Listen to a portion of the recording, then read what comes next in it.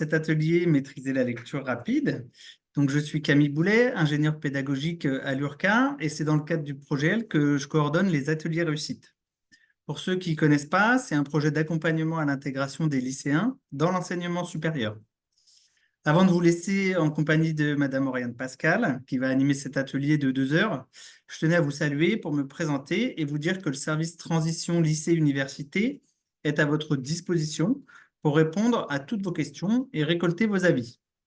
Notre objectif est de vous proposer des services qui soient au plus proche de vos besoins. N'hésitez pas, lorsque vous naviguerez sur le site de l'URCA, à venir voir ce que nous proposons dans la rubrique orientation et insertion.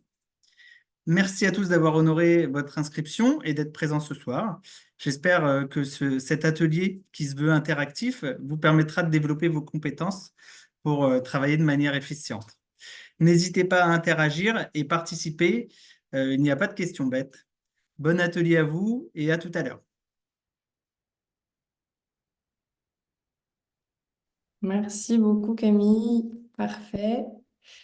Euh, je laisse du coup les derniers qui viennent d'arriver finir de s'installer. Comme je vous le disais, prenez de quoi noter, de quoi boire, de quoi manger si besoin. Et puis on va commencer l'atelier tranquillement. Pour que je sache un peu à qui je m'adresse, je vais évidemment me présenter, mais on ne pourra pas tous se présenter les uns les autres. Est-ce que du coup, vous pourriez me dire dans le chat dans quelle filière vous êtes et à quel niveau, licence, master, voilà, que je sache un peu, peut-être les questions, on reviendra évidemment sur les questions que vous vous posez. L1 psychologie pour Yasmine, ok, master 1 IEAP, ok, espagnol second degré en M1, L1 droit, L1 droit, L3 droit, pardon, Myriane. LAS Sciences Santé, LEA, M1, L3. Ok, ok, bon, c'est assez diversifié. D'accord, impeccable. Super, bon, très bien. Je vous propose du coup, une nouvelle personne qui arrive dans la salle d'attente, je l'admets du coup. Euh, et Amadou, Master 2. Ok, d'accord, impeccable. Ah, il y a quelqu'un qui m'a fait des dessins sur mes slides. Alors, ça doit être parce que vous pouvez accéder aux slides. Bon, tant que ça ne gêne pas la lecture, c'est pas grave pour les petits traits rouges. Et je vous propose du coup de vous présenter un peu le programme de l'atelier. Et puis après, on prendra un petit temps pour échanger tous ensemble.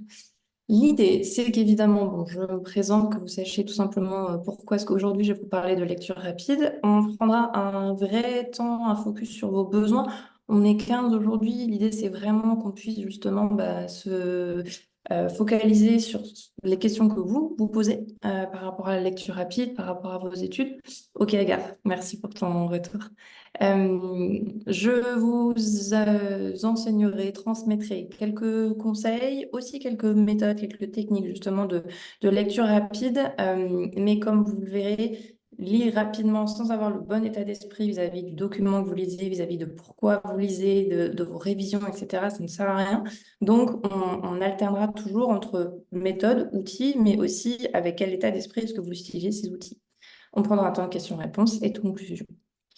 Est-ce que tout est clair pour vous?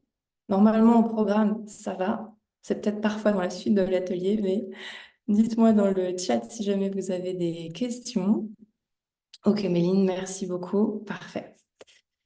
Alors, avant qu'on se lance dans l'atelier, je vais vous présenter un petit jeu. On ne se connaît pas encore, on va passer 2 heures ensemble. C'est toujours bon de savoir un peu comment on va, de faire un petit tour de météo.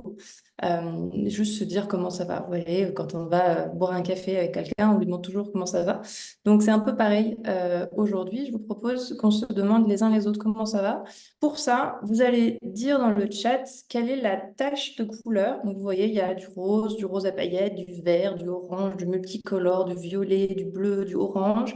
Choisissez la tache de couleur qui représente le mieux comment vous allez aujourd'hui, votre humeur. Il y a pour ceux qui, je ne sais plus s'il y avait des gens qui étaient en éleveur anglais ou quelque chose comme ça, mais il y a des expressions en anglais, hein, I'm feeling blue, je me sens bleu aujourd'hui. Donc vous, comment est-ce que vous vous sentez aujourd'hui? Est-ce que vous vous sentez plutôt rose? Est-ce que vous vous sentez plutôt orange? Est-ce que vous vous sentez plutôt multicolore? Moi, personnellement, je dirais l'orange un peu saumon. C'est-à-dire que je me sens plutôt bien, c'est ce que j'associe à la bonne humeur, à la vitamine. Mais pas le orange le plus pétant parce que je suis pas non plus surexcitée. Je me sens assez calme, donc un orange doux. Ok, alors on a du orange foncé, dac. Multicolore pour l'Irienne. Brice nous dit orange foncé. Ok, jaune. Élève, du coup, je ne sais pas qui est derrière élève, donc n'hésitez pas à renommer en bas de votre écran. Vous pouvez renommer votre nom. Bleu, rose pailleté, violet, ok, pas mal de bleu. Et voilà, est-ce que l'un ou l'autre veut nous dire dans le chat, pareil, à quoi ça correspond? Pourquoi est-ce que vous avez choisi cette tache de couleur-là? Est-ce que ça dit, je ne sais pas, vous êtes vert de peur par rapport au fait d'apprendre à lire plus rapidement? Est-ce que vous voulez mettre des paillettes dans votre vie et vous avez la pêche aujourd'hui? Voilà, je vous donne des idées, mais n'hésitez pas à me dire dans le chat pourquoi ce choix de couleur. Je vous laisse le temps de répondre pour ceux et celles qui voudraient. Et je veux juste... Voilà. Orange, comme le jus d'orange pour l'énergie, nous dit Brice. Ok, génial. Top. Merci pour ton partage. Julien, à cause de mon surligneur jaune, oui, parfois c'est la couleur qu'on voit autour de nous et du coup ça nous donne, on fait une association d'idées tout de suite comme ça. Ok, Frédéric, rose paillette pour une vie pimentée. D'accord. Parfait, merci beaucoup. Quand le ciel est bleu, ça veut dire que le temps est beau. Ok, Amadou, je comprends. Bon, donc j'ai l'impression que l'énergie et la bonne humeur sont plutôt là ce soir, donc ça c'est génial. Euh, que vous dire d'autre avant de se lancer? Oui, pardon, une présentation. Heureusement que j'ai des slides pour me rappeler où j'en suis. Donc, aujourd'hui, moi, je suis coach et formatrice coach, c'est-à-dire que j'accompagne des gens pour les aider à changer ce qui leur convient pas dans leur vie. Ça peut être avoir une plus grande confiance en eux, ça peut être changer de job, ça peut être réaliser un rêve qui leur tient à cœur, ça peut être énormément de choses. Et formatrice, donc j'interviens en entreprise et en université pour transmettre en fait tout ce qui a un peu changé ma vie personnellement et tout ce qui peut aider les autres à se sentir mieux et mieux dans leur basket. Donc pareil, confiance en soi, mais ça peut aussi être comme ce soir de la méthodologie.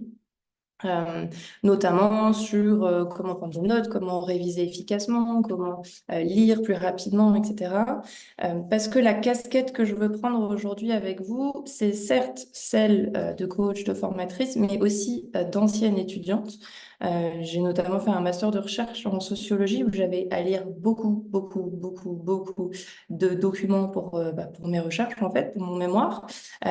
Et en tant que formatrice aujourd'hui, je dois rapidement maîtriser des sujets, même si je ne les connais pas à la base. Donc, ça me demande de lire beaucoup de documents. Donc, le contenu de l'atelier, c'est à la fois des recherches que j'ai pu faire, à la fois des retours d'expérience personnelle et de d'autres anciens étudiantes ou formateurs avec qui j'ai pu étudier. Et on prendra aussi un petit temps pour partager entre vous vos différentes bonnes pratiques autour de la lecture.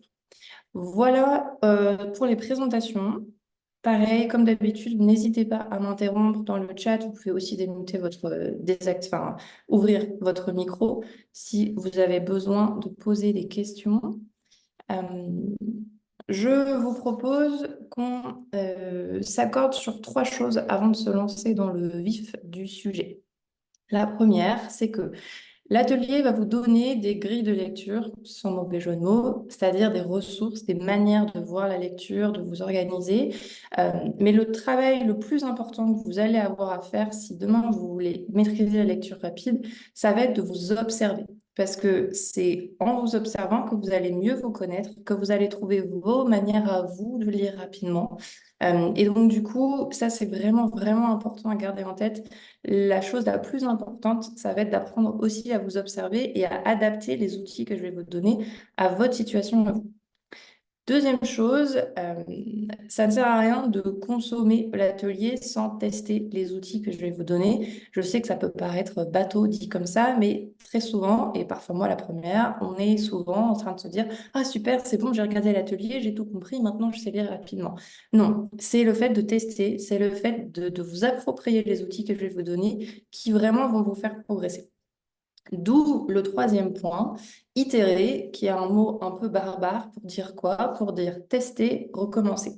C'est-à-dire que plus vous allez tester les outils que je vais vous donner aujourd'hui, plus vous allez voir ce qui fonctionne pas, comment vous vous sentez et adapter, enfin voilà, plus justement vous allez pouvoir augmenter votre vitesse de lecture et vraiment créer finalement la manière de lire qui vous correspond le mieux. On reviendra sur cette notion, mais voilà. Je ne me souviens plus qui. Ah si, Julien vous avait dit qu'il avait un surligneur jaune. Julien, ça c'est un truc à surligner. Le but de cet atelier, c'est de créer la manière de lire qui vous correspond le mieux, pas de trouver une méthode miracle qui fonctionne pour tout le monde. Désolée pour ceux et celles qui recherchaient ça ce soir. Ok, pour les trois choses à garder à l'esprit, on est sur quelque chose voilà, d'assez clair normalement, et puis peut-être que ça prendra plus de sens au fur et à mesure de l'atelier. Ce que je vous propose du coup, pour être sûr que le contenu de l'atelier corresponde bien à ce que vous attendez et pouvoir, si besoin, moi aussi, adapter, dites-moi un peu, c'est quoi finalement vos défis, vos questions aujourd'hui, c'est-à-dire pourquoi est-ce que vous lisez aujourd'hui? Quel type de document vous avez à lire? Pourquoi est-ce que vous venez ce soir? Pourquoi est-ce que vous êtes inscrit pour maîtriser la lecture rapide? Dans ce que vous faites aujourd'hui, qu'est-ce qui fonctionne, qu'est-ce qui fonctionne pas? Dites-moi un peu dans le chat et puis comme ça, on va pouvoir, voilà, moi je vais pouvoir mieux comprendre où vous en êtes. Delphine nous dit pour préparer des concours, ok. Delphine, est-ce que dans ces concours, tu as des notes de synthèse, des choses comme ça, ou est-ce que c'est qu'il y a beaucoup de bibliographie, beaucoup de documents, de livres à lire, et que c'est pour ça que tu veux lire plus vite? Dis-nous peut-être, voilà, dites-moi en gros, vous répondez à deux questions dans le chat. Un, pourquoi est-ce que vous lisez aujourd'hui? Pourquoi est-ce que vous voulez maîtriser la lecture rapide? Et qu'est-ce que vous avez déjà fait qui fonctionne ou qui fonctionne pas? Et comme ça, on pourra aider.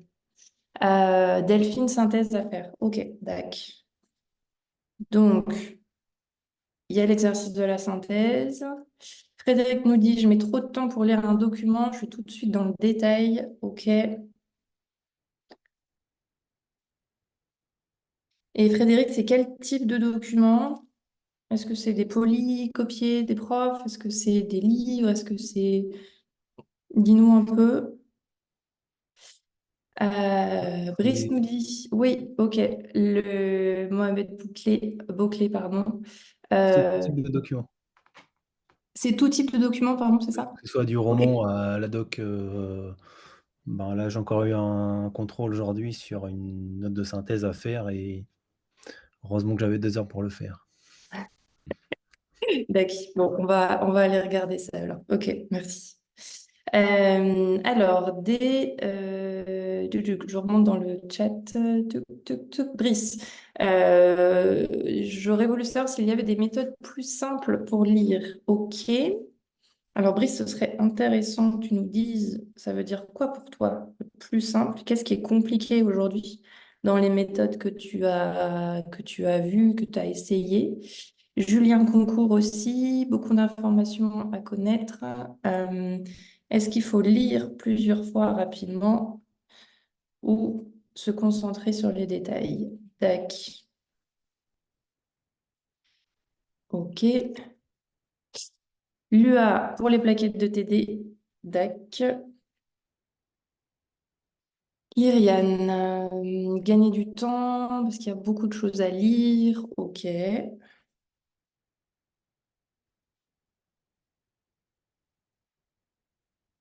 Alors, Méline, c'est un mémoire, DAC, sur des livres historiques. Ok. Livres historiques, donc du coup, c'est des livres d'historiens sur une période ou autre, etc. On est sur des écrits universitaires, en gros, juste pour être sûr que j'ai bien compris. Ou alors, enfin, ça peut aussi être d'autres choses d'ailleurs, donc dis-moi. Plus de romans pendant nos temps libres, ok. Ok. Et un des défis, Frédéric nous dit comment retenir. Ouais, on va en reparler de la mémorisation. Ok. D'autres défis, d'autres questions? Si on se projette, là, on fait un saut dans le temps et il est 19 heures. Vous sortez de l'atelier, vous êtes trop content. Pourquoi? Qu'est-ce que vous avez compris? Qu'est-ce que vous avez appris? Roman autobiographique et livre de recherche. Ok, merci Méline. Ok, ne pas lire les derniers mots, je n'arrive pas encore à maîtriser. D'accord, Brice. Ok, on va regarder ça ensemble. Parfait. Donc, en termes de défis, j'ai entendu retenir, j'ai entendu faire de la synthèse, j'ai entendu comment je fais quand j'ai beaucoup de documents et par où je commence et autres, etc. C'est ce que je comprends derrière les plaquettes de TD. Ok. Et cette question de le détail, pas le détail, le texte, par où je commence, j'ai l'impression de prendre trop de temps à chaque fois. Ok. Eh bien, impeccable. Vous êtes au bon endroit pour essayer de répondre à ces questions. Je vais faire de mon mieux pour vous aider. Dean, moi, c'est plus sur des articles de recherche comme synthétiser le maximum d'infos. Ok, sur les articles. D'accord. Aller à l'essentiel. Yes. D'accord. Alors, quelque chose. Alors, bon, ça, très rapidement. Aujourd'hui, on va parler de lecture, de mémorisation, de synthèse, d'efficacité dans comment vous faites quand vous avez à lire beaucoup de documents, quand vous avez à lire un document, que vous devez l'analyser ou pas, etc. On va vraiment rester focus sur la lecture. Pourquoi est-ce que je fais cette distinction? Parce que parfois, là, ça n'a pas l'air d'être trop le cas pour vous, donc c'est parfait. Mais parfois, c'est pas la première fois que je fais l'atelier et on me disait, il faut que je sache faire des révisions efficaces, il faut que je perde pas de temps quand je veux réviser, etc., etc. Ça, c'est plutôt des sujets que je traite dans d'autres ateliers, notamment sur les révisions et sur l'organisation. On va parler du gain de temps, mais pas au global. On va en parler juste sur la question de la lecture. Donc, si jamais vous avez des questions sur ces sujets-là, vous pourrez envoyer un mail à Camille et il me retransmettra la question ou vous inscrire à d'autres ateliers réussites qui normalement traitent aussi ces sujets de l'organisation, des révisions, de comment prendre des notes, etc., etc. Du coup, une distinction vraiment, vraiment, vraiment essentielle, pareil, à surligner, à encadrer, tout ce que vous voulez. Lire, ce n'est pas comprendre. C'est-à-dire que vous pouvez lire plein de fois un texte sans comprendre concrètement de quoi il parle. Et que ce soit pour en faire la synthèse, que ce soit parce que c'est un TD, que ce soit parce que c'est vos cours et que vous devez les relire, vous avez besoin de comprendre ce que vous lisez. Donc, moi, je m'en moque de vous apprendre à lire plus rapidement. Je sais que du coup, le titre de l'atelier peut paraître mensonger. Mais concrètement, moi, ce qui m'intéresse, c'est que vous compreniez ce que vous lisez et que vous puissiez ensuite reprendre l'information que vous avez eue dans ce texte et la mettre dans une disserte, et la mettre dans un TD, la mettre dans un mémoire, la mettre dans une synthèse, dans une copie de concours, etc. Mais vous avez besoin de comprendre ce que vous lisez, pas de lire plus vite. Ensuite, vite vs durablement. Ça veut dire quoi? Ça veut dire que, pareil, c'est pour ça que vous disiez qu'on allait aussi parler de mémorisation. Lire très vite quelque chose, mais si vous ne le comprenez pas et si vous avez oublié tout ce que vous avez lu, concrètement, vous avez gagné du temps dans le sens où vous avez lu plus rapidement, mais vous en avez perdu parce que l'information qui était dans le texte, vous l'avez plus en tête ou elle n'est pas notée quelque part et vous ne pouvez pas y revenir et vous devez relire le texte. Je sais que ça peut paraître peut-être évident d'avoir ça en tête, mais souvent, Observez quand vous êtes face à un texte, est-ce que vous mettez la pression pour lire très vite et être sûr que vous serez bon dans la lecture et que vous allez gagner du temps, etc., etc. C'est pas du tout pareil que de se dire, OK, quel est mon objectif face à ce texte? Est-ce que j'ai bien compris l'information? Est-ce que je vais retenir ce que j'ai lu? Et c'est pour ça que vous voyez là dans le petit schéma qui est sur la présentation, à l'intersection entre vitesse de lecture et compréhension de l'information, il y a ce qu'on appelle la lecture efficace. Et c'est pour ça que, plus que la lecture rapide, j'ai envie aujourd'hui, ce soir, qu'on parle plus de lecture efficace, parce que c'est ça finalement qui va vraiment, vraiment vous aider. Clair pour vous la distinction, lire, comprendre, vite, durablement, est-ce que c'était des choses que vous aviez déjà en tête ou pas? Dites-moi.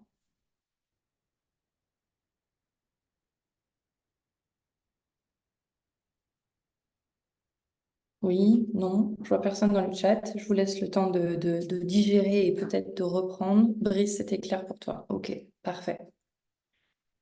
Vous me dites aussi si jamais je vais trop vite quand je parle, si vous avez besoin de plus d'exemples, de plus de temps pour prendre des notes, pour souligner, pour vous organiser.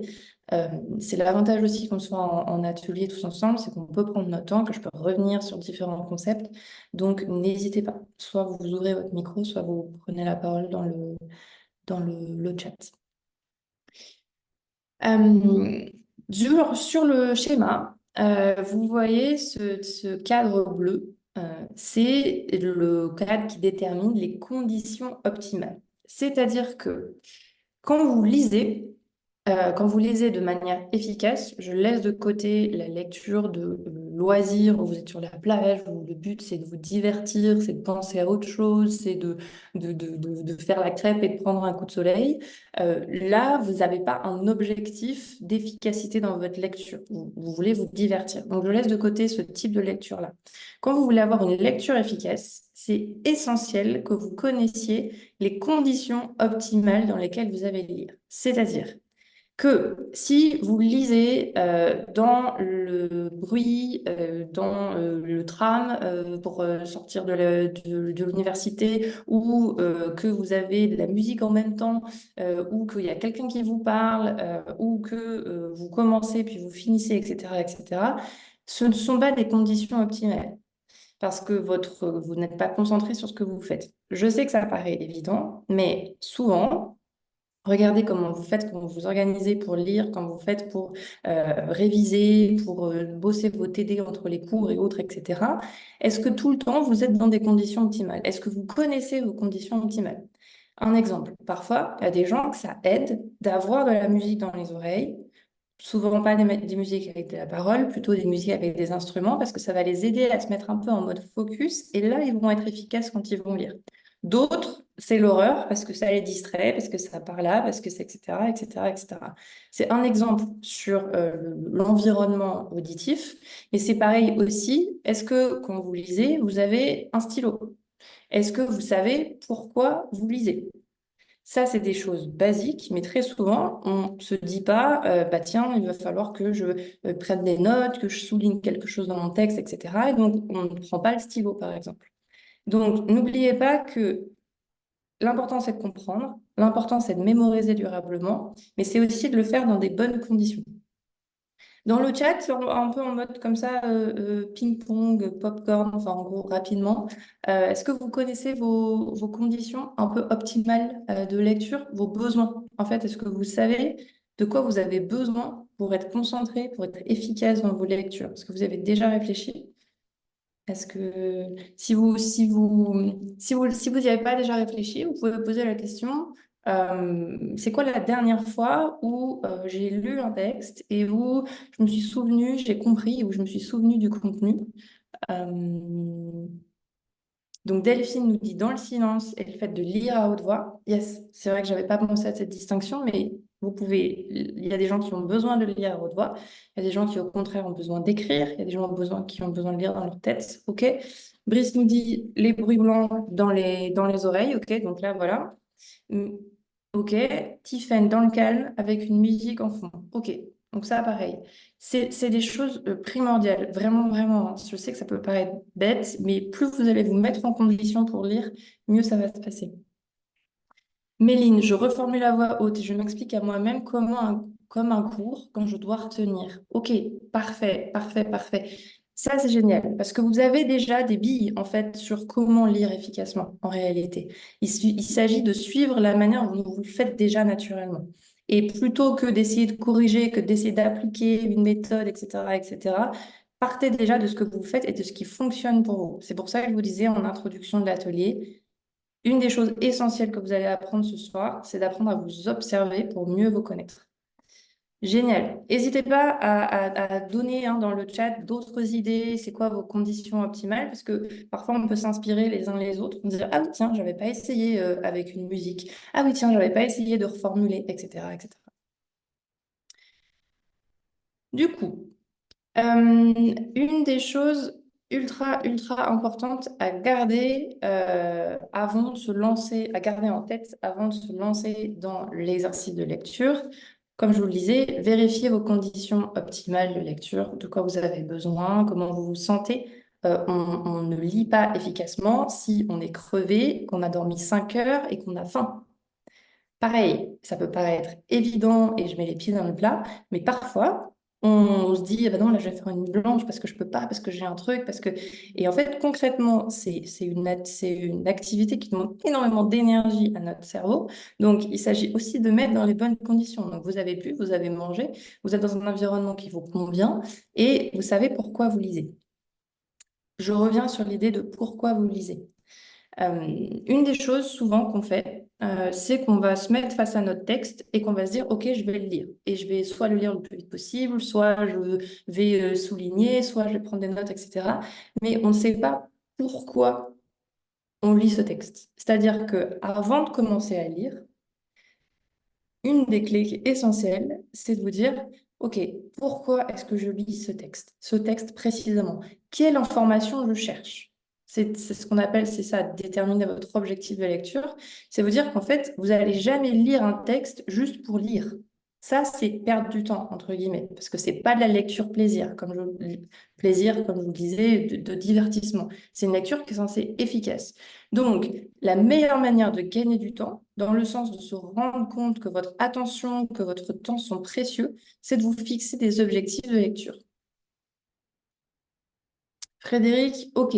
Donc, on reviendra sur la concentration, je me le note. Mais voilà, ce côté de comment je fais pour revenir quand je sens que j'ai un truc qui part. Ah tiens, une idée, ça me fait penser à plein d'autres choses. Et ah merde, j'ai oublié, je me suis perdue dans le détail, il faut que je recommence au début. On va en parler de la concentration. Ok. Pour vous fixer un objectif de lecture, demandez-vous. Vous pouvez même le faire à haute voix. Vous avez votre texte. Bon, là, j'ai pris différents exemples. Là, par exemple, j'ai pris un livre de philo. Ok, je vais lire Hannah Arendt, Conditions de l'homme moderne. Je cherche quoi dans Hannah Arendt, Conditions de l'homme moderne? Pourquoi est-ce que je veux lire ce texte? À quoi ça va me servir? C'est pour faire une note de synthèse, c'est pour rendre un devoir, c'est pour mon mémoire, c'est pour etc., etc. Mais demandez-vous à chaque nouveau texte que vous commencez, pourquoi? Méline, j'ai plusieurs sortes de méthodologies selon les lectures et mes objectifs. Ok, ça c'est super intéressant aussi parce que ça va vous permettre d'adapter justement en fonction des textes et en fonction de vos objectifs. Si vous cherchez une information spécifique, une des manières qui peuvent énormément aider, c'est de penser à des mots-clés qui pourraient alerter de la présence de l'information dans le texte. C'est-à-dire que vous n'avez pas encore ouvert le livre. On commence à rentrer un peu dans le détail. Je vais me mettre là.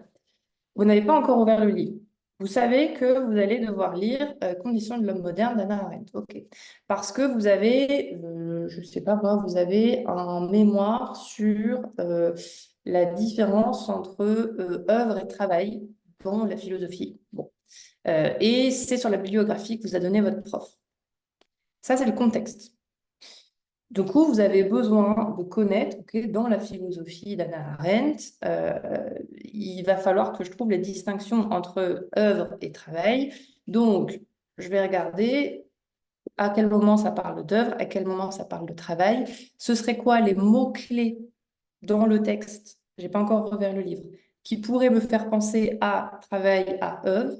Ok, bah, ça va être peut-être des moments où elle va parler, je crois qu'à un moment, elle parle de la mécanisation, l'œuvre, bah, l'œuvre, il y a l'art, il y a l'artiste, il y a le fait de faire, peut-être que c'est différent d'être un artiste que d'être un artisan, peut-être que travail, elle va parler de travail à la chaîne, parce que c'est quand même condition de l'homme moderne. Homme moderne, il y a eu les usines.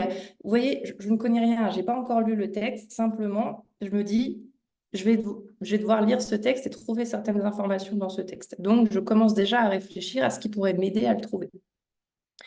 Après, on peut survoler le texte s'il est court et surligner les passages où il pourrait y avoir cette information et ne lire que ces sections-là.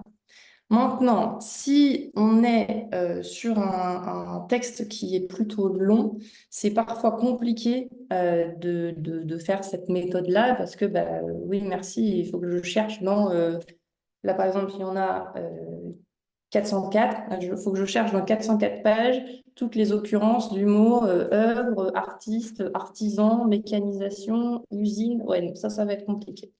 Comment vous faites dans ces moments-là? Quand vous avez un texte qui est trop grand pour être juste survolé rapidement comme ça, qu'est-ce que vous faites? Dites-moi déjà ce que vous faites là maintenant et après on pourra en parler. Voilà, vous savez, vous avez déterminé votre objectif, vous êtes dans les bonnes conditions, vous avez déterminé votre objectif de lecture, vous savez quels mots-clés potentiels vous allez devoir chercher, vous savez les questions auxquelles vous voulez répondre pour lire efficacement ce texte, mais vous vous rendez compte que c'est un texte qui est beaucoup trop long, beaucoup trop grand, et vous ne savez pas trop où est-ce que vous allez pouvoir trouver cette info. Qu'est-ce que vous faites? Il n'y a pas de bonne et de mauvaise réponse, on est en mode échange. Delphine, je regarde les titres et caractères en gras. Méline, on sectionne. Par exemple, je lis un chapitre ou 10 pages par jour avec des post-it. OK. Lyriane, je regarde le sommaire. Yes. OK. D'autres idées? D'autres choses que vous faites? Est-ce que c'est des choses qui sont déjà citées? Julien, je lis le résumé, une vingtaine de pages, un peu au début, milieu, fin. OK, donc un peu à différents endroits du livre, au hasard. D'accord. Est-ce que ces méthodes-là que vous avez citées vous semblent efficaces pour trouver une information parmi 404 pages? Quelle est la méthode qui vous semble la plus efficace? Qu'est-ce qui fonctionne pour vous? Qu'est-ce qui ne fonctionne pas? Dites-moi un peu.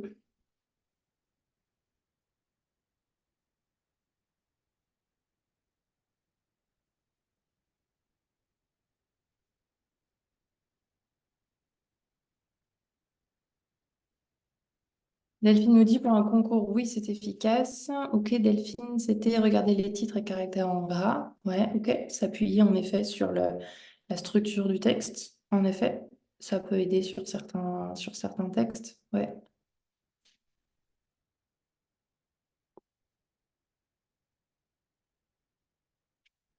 Bon, je vous laisse continuer d'écrire dans le chat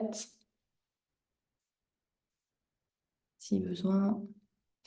Brice, ok. Zeren et Brice, le sommaire, c'est efficace. Yes, ok, ok. Alors, en effet, je suis d'accord avec vous sur le sommaire. Une des manières de se repérer dans un texte qui est long, dans un livre, dans un article, etc., c'est de s'appuyer sur la structure du texte, mais aussi du livre. Donc, vous avez pour ça la table des matières, les sous-titres. Pareil, dans un article universitaire, vous allez parfois avoir des sous-parties. Vous allez avoir l'introduction, la conclusion. Petite astuce pour pas mal de bouquins, de recherche, de mémoire, de textes, d'articles économiques. Donc, ça vaut pour les notes de synthèse pour les concours, ça vaut pour les mémoires, ça vaut pour pas mal de choses. C'est différent dans les romans et les écrits de fiction. Mais dans tout texte où le but va être de démontrer quelque chose, de prouver une hypothèse, d'exposer des faits, très souvent, vous avez les informations les plus essentielles dans, je vous laisse compléter, vous avez un endroit à aller voir dans le livre ou dans l'article où normalement tout est dit sur l'essentiel. Si ça vous aide, pensez pour ceux et celles qui ont des dissertations à faire. Frédéric, la conclusion. Préface, Méline. Le résumé pour les articles. OK. Alors, résumé pour Julien. OK. D'expérience, c'est la conclusion. Pourquoi la conclusion? Parce que dans la conclusion, quand vous démontrez une hypothèse, quand vous explicitez un raisonnement, vous êtes obligé de résumer tout ce que vous venez de dire pour dire que oui, vous avez bien prouvé ce que vous vouliez prouver. C'est pareil, c'est pour les livres de philo, pour les économies, pour les sciences sociales, pour les sciences humaines, pour l'économie, j'ai déjà dit économie, sociologie, énormément de choses. Tout sera dans la conclusion, parce que c'est là que toutes les informations ont été résumées. Si parfois il s'avère qu'on lise des livres qui ne sont pas très bien écrits, et c'est OK, ça fait partie du jeu. Ça veut dire quoi? Ça veut dire que que dans la conclusion, plutôt que de résumer ce qui a été dit, l'auteur ou l'autrice ouvre sur autre chose. Et donc, du coup, en fait, il ne parle pas de ce qu'il a dit dans le livre ou dans l'article, il ouvre sur, je sais pas, je donne un exemple. Une philosophe, faut peut-être que je mette autre chose que de la philosophie. Ok, la cause des femmes et le féminisme dans l'Amérique d'après-guerre, et ben en gros, la Seconde Guerre par exemple, au 45, l'historien a fait tout un exposé sur c'est quoi la question, comment est-ce que le féminisme émerge pas, etc., lié à la guerre ou pas. Et puis en fait, à la fin de la conclusion, il ouvre sur la période actuelle. Et en gros, il dit, étudier la période de 39-45 nous aide à mieux comprendre le féminisme des années 2020. Voilà pourquoi. Là, c'est typique d'un moment où l'auteur a essayé d'ouvrir. Donc, ça ne nous intéresse pas. Du coup, il faut plutôt aller regarder dans l'introduction. Et comme ça, je me permets de répondre aussi à la question de Méline. Dans l'introduction, c'est pareil, c'est souvent là où la personne va expliciter c'est quoi les étapes par lesquelles il va passer dans son raisonnement. Donc, vous avez aussi les idées les plus importantes. Si c'est un livre, vous regardez la table des matières. On va faire l'exemple. Donc, je regarde Hannah Arendt. Il y a une préface, il n'y a pas de table des matières. Si, il y a une table des matières qui est à la fin. Donc, je ne sais pas si vous voyez un peu à mon écran, mais en gros, vous avez des grands titres de chapitres et au sein du chapitre, vous avez en fait on va appeler ça des sous-titres, la vita activa et la condition humaine. Le terme de vita activa, éternité contre immortalité, l'homme, animal social ou politique, la police et la famille, etc., etc. Donc, c'est un peu une sorte de référencement de tous les concepts que l'autrice va aborder dans son texte. On reprend mon hypothèse, enfin, mon objectif de lecture, c'était, OK, je dois écrire un mémoire sur les différences entre travail et œuvre dans la philosophie d'Hannah Arendt. Bon, donc là, je vais regarder le titre du chapitre, la condition humaine. Ouais, bon, condition humaine, artiste, œuvre, travail, non, bon, ça ne me parle pas, je continue. Chapitre 2, le domaine public et le domaine privé. Ok, non, là, je ne vois pas. Chapitre 3, le travail. Ah, ok. Bon, là, direct, je sais que je vais aller lire le chapitre 3. Je laisse tomber le chapitre 1er, je laisse tomber le chapitre 2. Le travail, ça m'intéresse.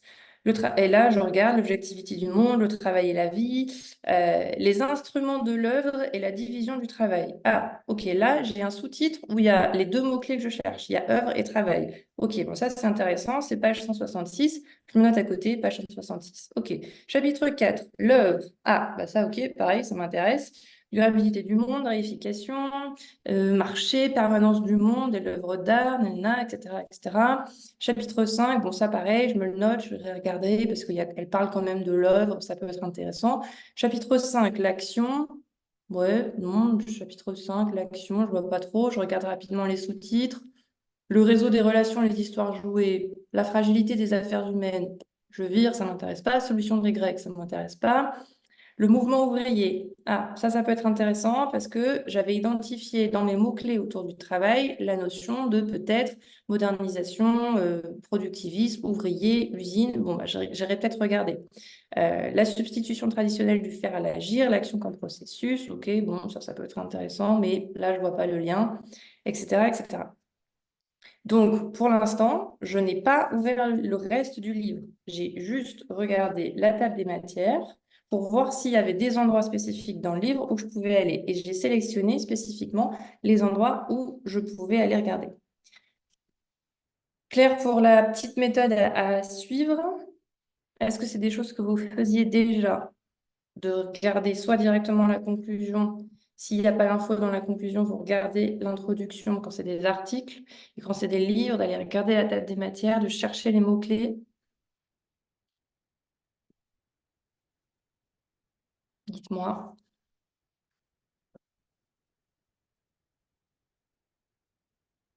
Ok, Lyriane. Parfait. Impeccable. Comment lire un quotidien, Frédéric? Quotidien, c'est magazine, enfin journal ou autre, c'est ça? Quand tu dis quotidien, juste pour être sûr de comprendre. Ou lire au quotidien, peut-être?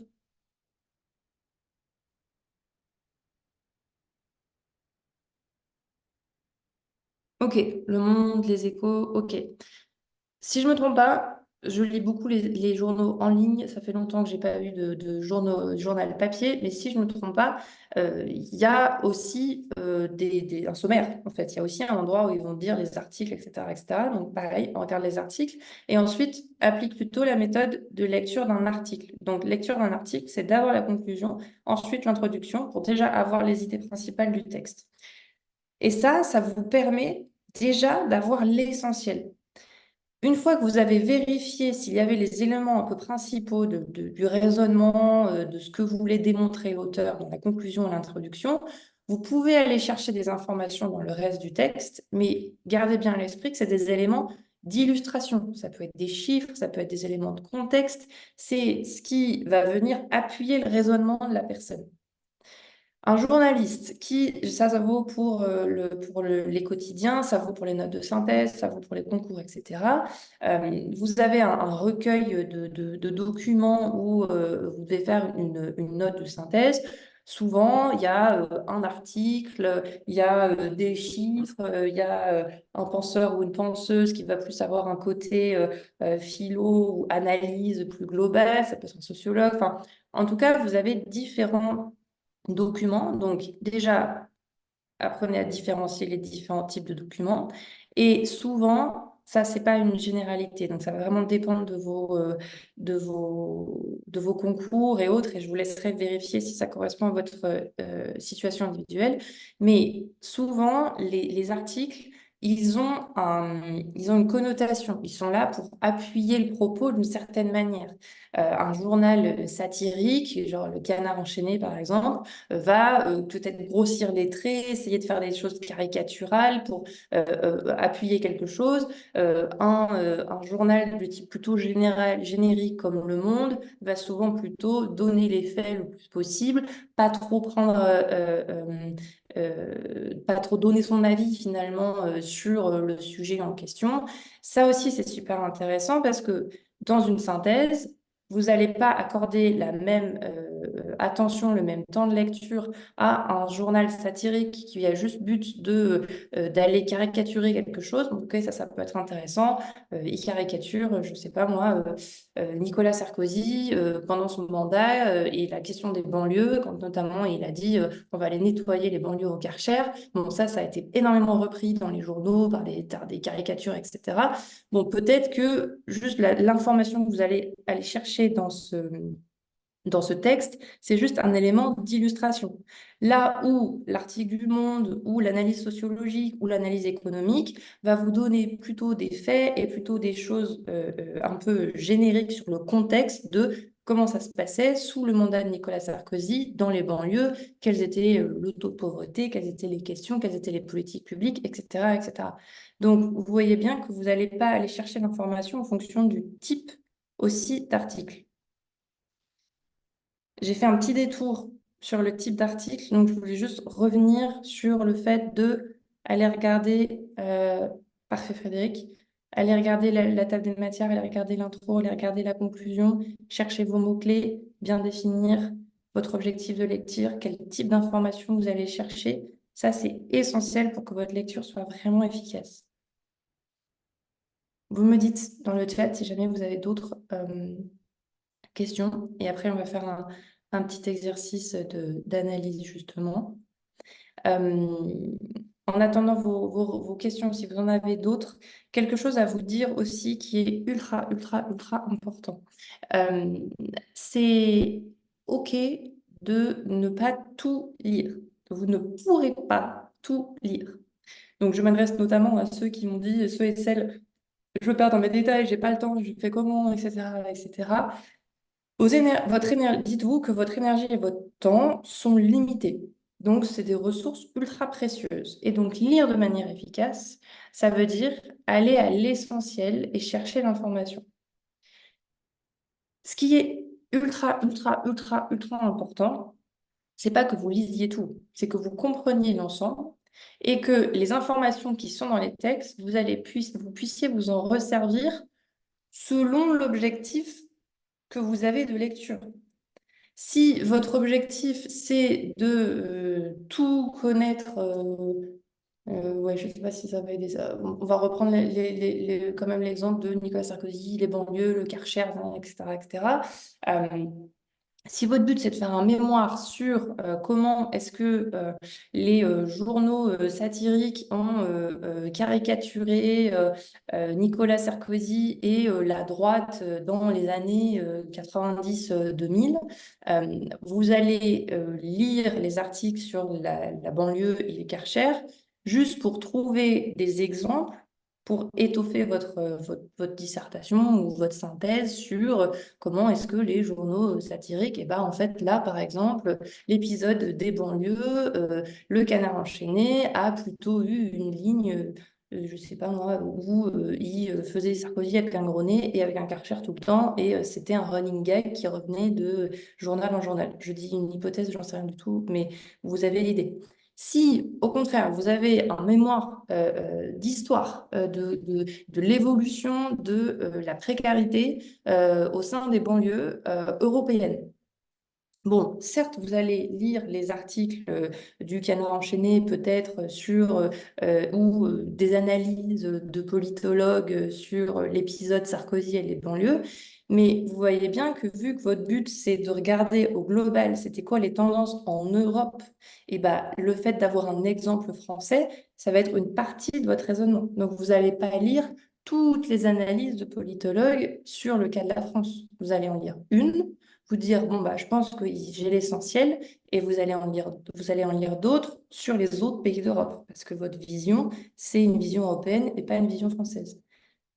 Voilà. J'essaie de vous donner d'autres exemples pour que ça vous aide aussi en termes d'organisation, mais n'oubliez pas que c'est toujours votre objectif de lecture qui détermine le type de document et la manière dont vous allez lire. Donc, ça ne sert à rien de rentrer dans les détails. C'est le fait de terminer votre objectif qui va vous aider à dire à quel moment du livre je m'arrête. Vous vous demandez toujours, est-ce que je comprends ce que je lis? Est-ce que je suis toujours assez concentrée sur ce que je fais? Notre attention, comme je vous le disais, le fait de lire, c'est quelque chose qui demande beaucoup, beaucoup d'énergie à notre cerveau. Donc, du coup, vous avez besoin d'être concentré quand vous lisez. Sauf que ça dépend des études, mais en gros, en neurosciences, la durée moyenne d'attention réelle de notre cerveau, c'est-à-dire de sa capacité à prendre des décisions, à synthétiser l'information, à se concentrer, etc., par jour, c'est 4 heures. C'est rien du tout. Donc, qu'est-ce que ça veut dire? C'est pas pour vous faire peur ou autre, ça veut juste dire que quand vous lisez, c'est normal qu'à des moments vous fatiguiez. C'est normal qu'à des moments vous perdiez un petit peu dans le fil de vos pensées, etc. On ne recherche pas le fait de lire parfaitement, on recherche le fait de lire efficacement. Donc, quand vous voyez que vous êtes moins concentré, que vous êtes fatigué, revenez à la base. OK, est-ce que je suis dans les bonnes conditions? Je reviens. Est-ce que j'ai mon objectif de lecture? OK, qu'est-ce qui m'aide? Moi, en fait, quand je sens que je repars dans quelque chose, ce qui m'aide, c'est de noter. OK, et bien là, vous prenez 3 secondes. Ce n'est pas 3 secondes de perdu pour vous poser, prendre une feuille blanche ou un truc de votre carnet et écrire, OK, c'était quoi mon objectif? C'est quoi les mots-clés que je cherche? C'est quoi la réponse à laquelle je veux la question à laquelle je cherche une réponse, c'est quoi l'hypothèse que je veux vérifier, etc., etc., etc. Vous reposez les choses et ensuite vous vous remettez dans votre lecture. Mais ça ne sert à rien de continuer dans une lecture où vous sentez que vous partez, que vous n'êtes pas dedans, parce que c'est du temps perdu, parce que vous n'allez pas mémoriser et vous n'allez pas être concentré et pas comprendre ce que vous lisez. C'était une petite parenthèse sur la fatigue et le temps, mais je sais que parfois on se sent un peu coupable, on ne sait pas trop, on se dit mais je pars dans tous les sens, mais je suis fatiguée, mais je devrais être plus concentrée, mais non, c'est pas ça. Vous serez déconcentré, vous serez fatigué, vous serez éparpillé, c'est quelque chose de normal. Donc c'est plutôt comment est-ce que quand vous sentez que vous l'êtes, hop, de quoi vous avez besoin pour vous sentir à nouveau concentré et à nouveau OK pour continuer à lire. Ok, j'espère pas vous avoir perdu sur ces aspects-là. Je regarde l'heure. Euh, Souvent, je propose de faire une petite pause autour de 18 heures parce que je sais que justement qu'en termes de concentration, on peut parfois baisser un peu et que ça peut être un peu difficile de suivre l'atelier d'une traite. Deux choses. Soit on la prend maintenant et on se retrouve à 18 heures ensemble, soit on la prend un peu après, entre de 18h10 à 18h15. Donc la question est, est-ce que vous vous sentez encore de tenir 15 minutes ou est-ce que vous préférez faire la pause maintenant et ensuite on enchaîne sur la suite? Vous me dites pause maintenant. Non, ça va encore, j'ai encore de l'énergie. Pause maintenant pour Delphine. Allez, c'est bon, tu as donné le ton, Delphine. Je vous propose du coup qu'on se donne 5 minutes, donc 5 minutes de vraie pause. Vous coupez vos micros, vous coupez vos caméras, vous sortez de la pièce si besoin, vous allez boire, vous ouvrez la fenêtre, vous vraiment pause. Il s'agit de totalement couper, entre guillemets, de vous recharger en termes de concentration. Et après, on se relancera dans le, dans l'atelier. Ceux et celles qui nous regardent en replay, c'est pareil. Prenez, même si vous regardez en replay, prenez ce temps de pause. Donc, je vais, moi, de mon côté, couper ma caméra aussi et je vous laisse revenir. On reprend à 18 h, donc vous pouvez revenir et réallumer vos caméras, vous me faire un petit mot dans le chat à 58-59. Bonne pause à tous, du coup.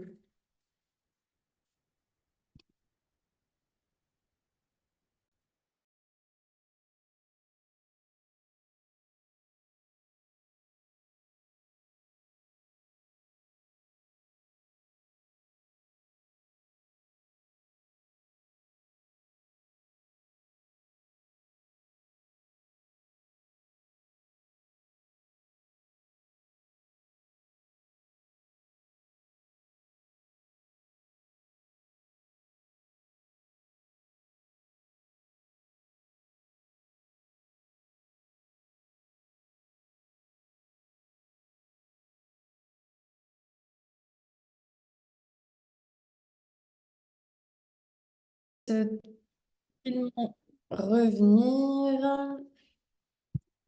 L'enregistrement a repris. Merci Camille. Et voilà, je vous laisse vous réinstaller, me faire un petit message dans le chat quand vous êtes OK. Parfait Méline. OK Delphine. Impeccable. Merci. Bon, j'espère que le niveau d'énergie est remonté. OK Lua, OK Lyriane. Parfait. D'accord Dine. Pyrène. Bien. OK, génial. Merci Julien. Parfait. OK Yasmine. Génial. Allez, on est parti alors. Du coup, ce que je vous propose, c'est de continuer un petit peu dans ces méthodes de lecture, d'analyse.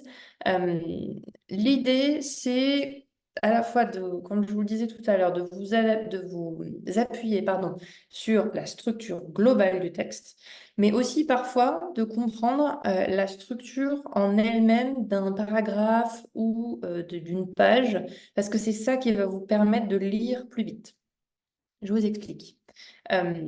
L'idée n'est pas du tout de faire un cours de grammaire, d'analyse, etc. Je laisserai ça aux linguistes. En revanche, il y a des choses qui sont à bien connaître. C'est ce qu'on appelle les organisateurs textuels. Est-ce que vous voyez ce que c'est? Vous avez déjà entendu parler d'organisateurs textuels? Non? Ok, bon. Je vais vous apprendre quelque chose ce soir. Ok, Frédéric. Bon, parfait. Les organisateurs textuels, c'est des mots, des groupes de mots, qui vont organiser les différentes parties d'un texte. Et en gros, en fait, c'est ce qui nous permet de donner une structure logique à un texte. Donc, par exemple, quand on vous dit dans une dissertation de dire d'abord je parlerai de ça, ensuite je dirai ça, enfin nous ferons ça. D'abord, ensuite, enfin, c'est des organisateurs textuels. Ils permettent d'énumérer, de donner un ordre en fait à vos idées. Et c'est ultra intéressant quand vous avez un texte face à vous de repérer c'est quoi les organisateurs textuels du texte, parce que c'est ça qui va vous permettre, quel que soit le sujet, de comprendre comment est-ce que le raisonnement, comment est-ce que le texte est organisé. Donc, je vous enverrai suite à l'atelier une liste avec un article qui reprend tous les organisateurs textuels et toutes les transitions, du coup, les organisations qu'ils font. Et pour vous donner des exemples, par exemple, dès que vous allez avoir dans un texte, puis ensuite, le lendemain, il y a de cela très longtemps, au cours du XXe siècle, etc., ça, c'est un organisateur textuel qui vous dit qui vous donne des informations sur le temps. Pareil sur l'espace et le lieu, à côté, en bas, au bord de la rivière, etc. Tout ça, ça vous donne des éléments sur le contexte. Quand vous allez essayer de comprendre un raisonnement dans un texte, c'est intéressant de regarder les organisateurs d'énumération, d'explication, de hiérarchisation, d'opposition et de conclusion. En gros, ça veut dire quoi? Énumération, pourquoi? Comme je vous le disais, c'est ce qui va permettre d'organiser les pensées, les informations dans le texte. Donc, vous allez regarder rapidement un texte. On va prendre un exemple en même temps.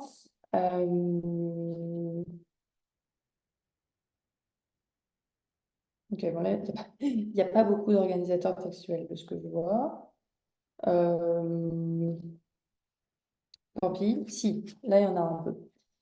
Donc, c'est un texte Travailler moins pour vivre mieux, Céline Marty. Il y a Tom qui nous rejoint. Hop. Travailler moins pour vivre mieux, guide pour une philosophie antiproductiviste. Ok, donc c'est potentiellement un livre de philo, mais sur le travail, sur la philosophie productiviste, même si on ne sait pas ce que c'est. J'analyse là une double page, et là l'idée c'est que je ne vais pas lire le contenu, je vais juste regarder est-ce qu'il y a des organisateurs textuels. Donc, par exemple, les organisateurs d'énumération, d'explication, ça va être enfin, c'est pourquoi, depuis, pourtant, donc, en résumé, en d'autres termes, car, etc. Tout ça, c'est des petits mots qui vont ponctuer le raisonnement de la personne. Donc, c'est intéressant parce que ça me permet d'avoir une vision globale du texte. Donc là, alors que le travailleur connaît ok, il n'y en a pas. Alors, comment juger de nanana? Ah, ok, ça, intéressant, elle amène quelque chose. J'ai pas besoin de lire la suite de la phrase, mais la personne dit alors, comment juger de, et il y a un point d'interrogation. Donc souvent, ça, c'est qu'il va annoncer son hypothèse, il va dire, là, il va y avoir quelque chose d'intéressant, on va essayer de répondre à cette question. Nous en discuterons dans le dernier chapitre. Ok, bon, bah ça, ok, je sais que juger de la réelle utilité d'une fonction de production, même si je ne sais pas ce que ça veut dire, c'est pas grave, elle va en parler dans le dernier chapitre. Je regarde. Enfin, peut-on encore dire aujourd'hui que... Nanana. Ok, peut-on encore dire aujourd'hui? Enfin, ça veut dire que c'est la dernière question qu'elle se pose. D'accord, je ne lis pas la suite. Tout cela montre qu'il n'y a aucune évidence à considérer un métier ou une fonction, gna gna gna. Tout cela montre qu'il n'y a aucune évidence. En gros, ça veut dire que tout ce qu'elle vient de dire dans le paragraphe d'avant, ça lui permet de dire que on ne peut pas considérer un métier, enfin, même on s'en fout pour l'instant de ce qu'elle a dit, juste elle nous explique que tout cela montre qu'il n'y a aucune évidence. Donc, on n'est pas obligé de lire tout ce qui est écrit au-dessus, puisque le début de la phrase nous montre que sa conclusion, le point important, en fait, elle va le donner à ce moment-là.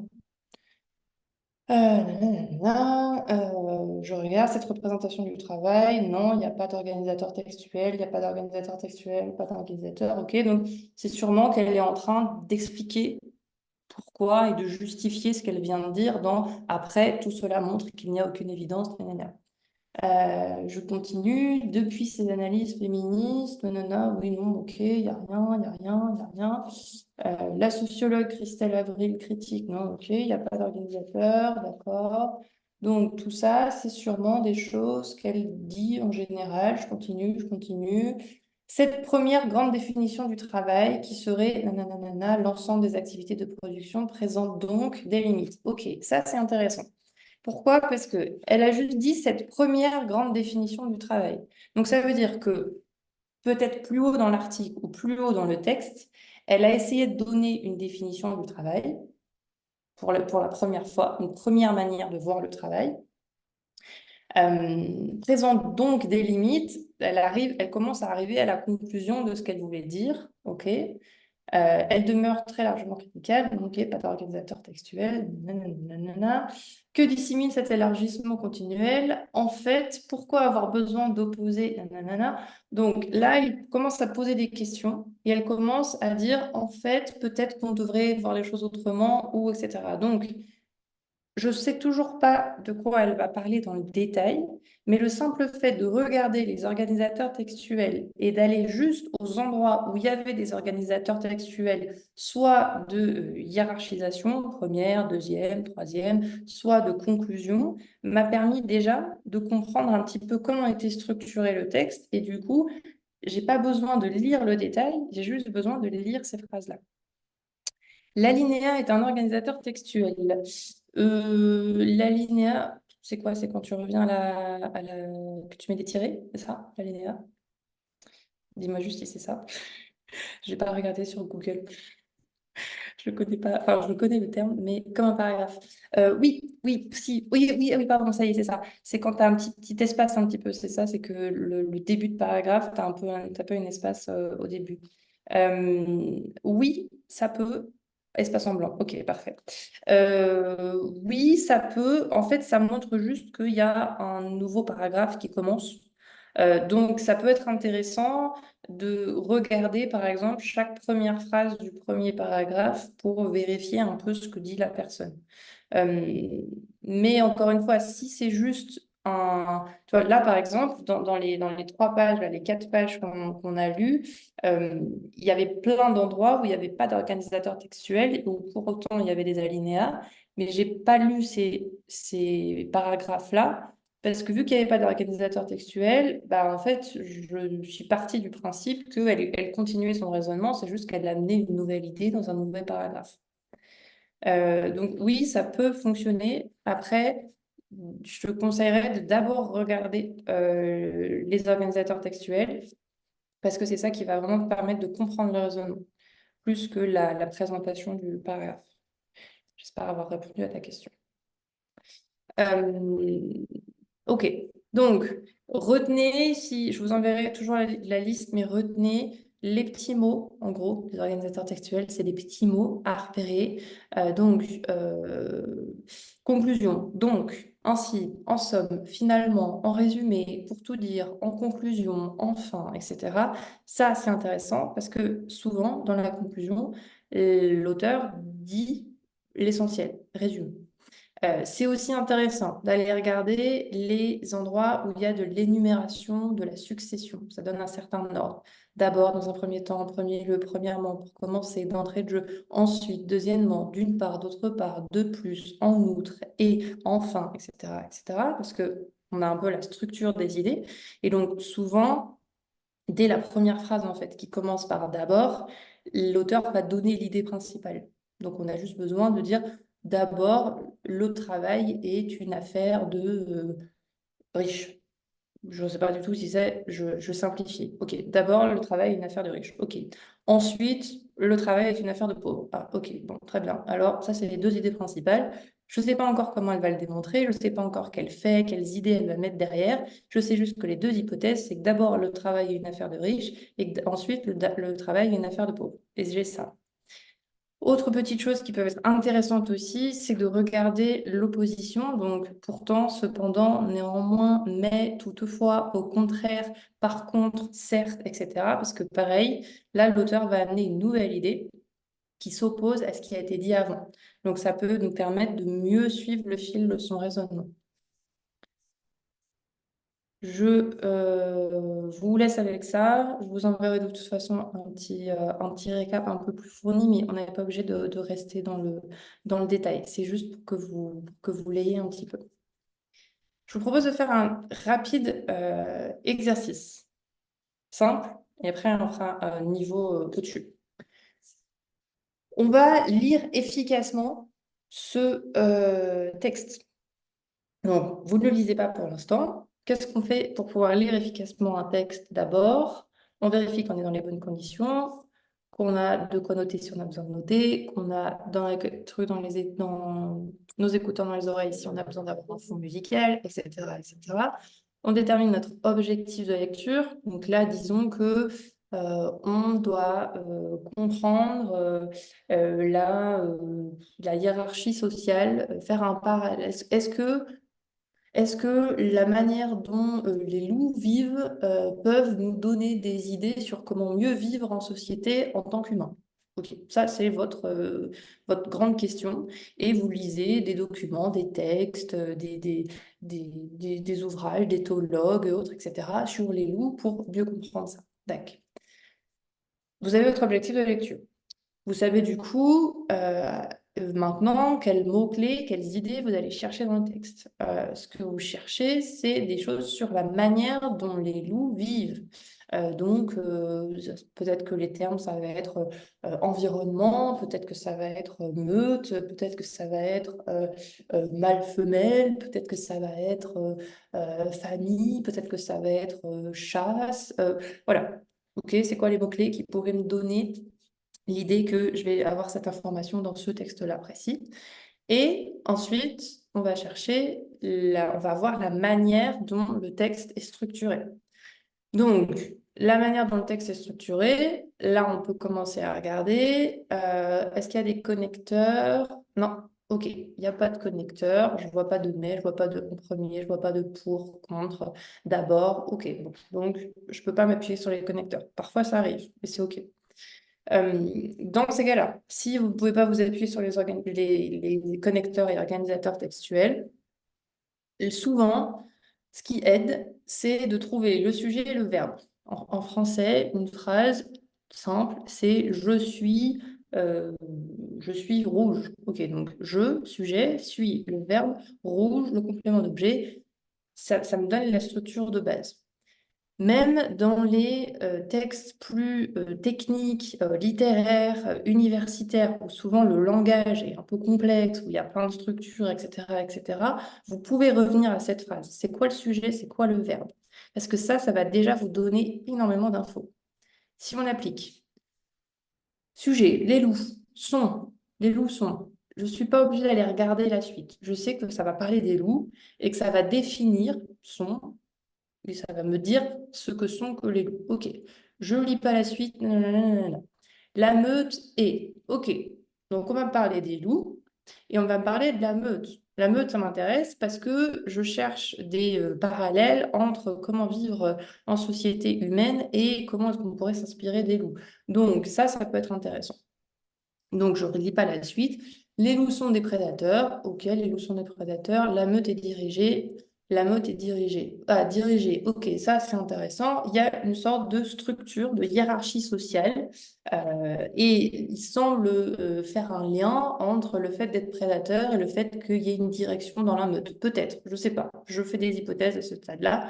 Je cherche à comprendre ce que je lis. Donc, je fais des liens. Les loups sont des prédateurs. La meute est dirigée par Donc là, il va juste m'expliquer comment la meute est dirigée. Je ne suis même pas obligée de lire la suite. Et je sais que les loups sont des prédateurs. Après, je regarde donc les verbes, vous avez le verbe principal de la phrase et vous avez parfois aussi j'ai eu fait des études d'analyse, mais là, j'avoue, j'ai plus les termes techniques, mais en gros, participe présent, je vais y arriver, vivant, chassant, ça, pareil, c'est des verbes, donc c'est intéressant. Les loups sont des prédateurs, vivants, chassants. Ok, donc ça me donne des éléments sur ce dont on va parler. La meute est dirigée, bon, ça c'est toujours le verbe. J'ai presque pas pas la, je suis presque pas obligée, pardon, de prendre le temps de lire la suite. Parce que concrètement, en fait, on va me dire l'information importante, les loups sont des prédateurs, ils vivent et ils chassent, ok. Et après, on parle de la meute. Donc, je suppose qu'ils vivent et ils chassent en meute, puisqu'on en parle juste après. Et que souvent, la deuxième phrase explicite ce qui n'est pas dit dans la première phrase. Donc, vous voyez que juste en regardant le sujet, le verbe, voire les autres verbes, et en regardant un peu la structure de la phrase, j'ai déjà l'essentiel. Ok, bah, les loups, c'est des prédateurs, ils vivent et ils chassent ensemble, en meute, et la meute est dirigée. Donc, ça peut être intéressant. Si je faisais un exposé sur le loup spécifique, les rapports entre les mâles et les femelles au sein de la meute, là, je pourrais aller regarder, la meute est dirigée par un mâle et une femelle. Mais moi, mon objectif de lecture, c'est de faire des parallèles entre comment est-ce qu'une meute est organisée et comment est-ce que les loups vivent, comment est-ce que ça peut m'inspirer pour mieux vivre en société en tant qu'humain. Bon, bah là, c'est intéressant, puisque vivre et chasser, c'est deux activités principales chez les loups. Et ça, en fait, bah, ça se fait de manière très dirigée. Ça se fait avec une certaine voilà, hiérarchie, structure, parce qu'il y a la meute. C'est pas que des individus qui sont partis comme ça. Ils se regroupent pour vivre et pour chasser, leurs deux activités principales. Et ça, ils le font en étant dirigés ici par un mâle et une femelle. Mais rien que ça me suffit à étoffer mon raisonnement pour les parallèles entre l'organisation de la société humaine et l'organisation de la société des loups.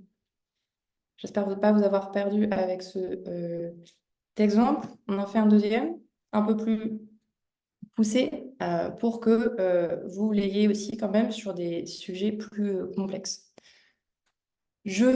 Pareil, objectif de lecture, je me suis mis en condition. Mon objectif de lecture, c'est de bien comprendre le rôle du travail dans la société, notre société actuelle, dans la société contemporaine. Voilà, je dois faire un exposé, je dois comprendre, j'ai une note de synthèse sur le rôle du travail dans la société française en 2024. Bon. Et dans cette note de synthèse ou dans cette plaquette de TD ou peu importe, on me met un texte sur le productivisme. Je regarde les connecteurs textuels. Là, il n'y en a pas, il n'y en a pas. Pourtant, pourtant. Donc ça veut dire que là, dans cette deuxième phrase, il va me dire, pas le contraire, mais il va me dire quelque chose de différent dans la première. Ok, je continue. Comment sait-il... Ok, ça, je ne l'avais pas mis dans les connecteurs, dans les organisateurs, mais les questions, c'est aussi intéressant, souvent dans les articles ou dans les textes universitaires, parce que souvent, c'est là qu'on va donner l'hypothèse, qu'on va donner un peu... ça permet d'expliciter le raisonnement de l'auteur. Donc, comment sait-il imposé? On va me dire comment, pourtant, ok, bon, et de quoi on parle? Je regarde quand même le premier mot, on parle du productivisme. D'accord. Donc, qu'est-ce que je sais à ce moment-là? Je sais qu'on va parler de productivisme. Je sais qu'on va me dire deux choses différentes, ok, et je sais qu'on va se poser une question, comment s'est-il imposé? Je regarde pas la suite, j'ai juste regardé le début de la phrase, le sujet, le verbe. Vous voyez l'idée? Ça, c'est déjà suffisant pour comprendre le texte et pour comprendre de quoi on va parler. On va chercher comment il s'est imposé. Et bonjour et bienvenue. Si tu as des questions, n'hésite pas à les poser dans le chat. Et puis, vu que comment ça s'appelle, l'atelier est enregistré, tu pourras accéder au début de l'atelier, évidemment. Donc, je reviens à ma question. Je sais qu'on va parler du productiviste et de comment il s'est imposé et qu'on va dire deux choses différentes, puisqu'on m'a dit pourtant.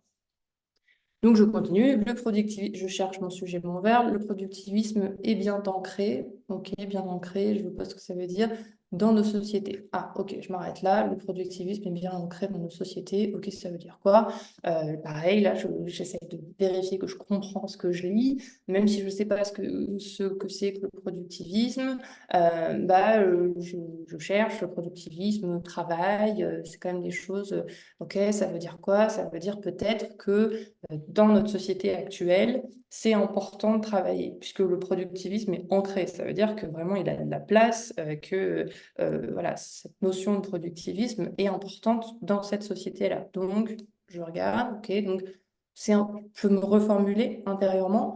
OK, le productivisme est bien ancré dans notre société. Comment est-ce que je pourrais me le reformuler? Il faut être productif. Dans notre société, aujourd'hui, de nos jours, il faut être productif. OK, ça, c'est déjà une idée. Même si je ne sais pas ce que ça veut dire être productif, ça me permet de résumer ce qui est dit. Pourtant, donc là, je ne lis pas la suite, je vais à ma deuxième idée. Pourtant, il n'a pas toujours été aussi central. OK, je n'ai pas besoin de dire la suite. Il n'a pas toujours été aussi central. Ah, OK, intéressant. Je comprends mieux pourquoi la grande question, c'est comment s'est-il imposé, puisqu'en gros, on dit, bah, aujourd'hui, c'est ancré, hier, ça ne l'était pas, et on va comprendre comment est-ce qu'on est passé de c'est pas ancré, c'est pas présent, il faut pas être productif à il faut être productif. Ça déjà, ça vous donne l'essentiel du texte. Simplement parce que vous avez regardé les différents connecteurs et que vous avez essayé de reformuler pour vous-même. On peut peut-être quand même vérifier rapidement la suite. Le productivisme bien ancré dans une société fondée sur le travail. OK, donc là, on parle bien de travail, ça m'intéresse, puisque mon objectif de lecture, c'est de comprendre quelle est la place du travail dans nos sociétés. Oui, tu auras l'enregistrement, tout à fait. Oui, oui, pas de souci. Donc, le productivisme est bien ancré dans la société fondée sur le travail. OK, donc peut-être que productivisme, ça veut dire avoir une société où il faut travailler, où travailler est très important. Bon, je ne sais pas, je continue mes hypothèses. Où il est censé satisfaire nos besoins matériels, voire, là par exemple, je ne suis pas obligée d'aller jusqu'à et garantir nos revenus, nos droits sociaux, puisque j'ai un petit connecteur logique, voire, de me dire, ah bah, savoir, ça veut dire qu'il va rajouter une autre idée.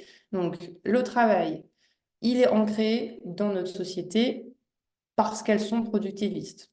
On va dire ça si on résume. Le rôle du travail, c'est quoi?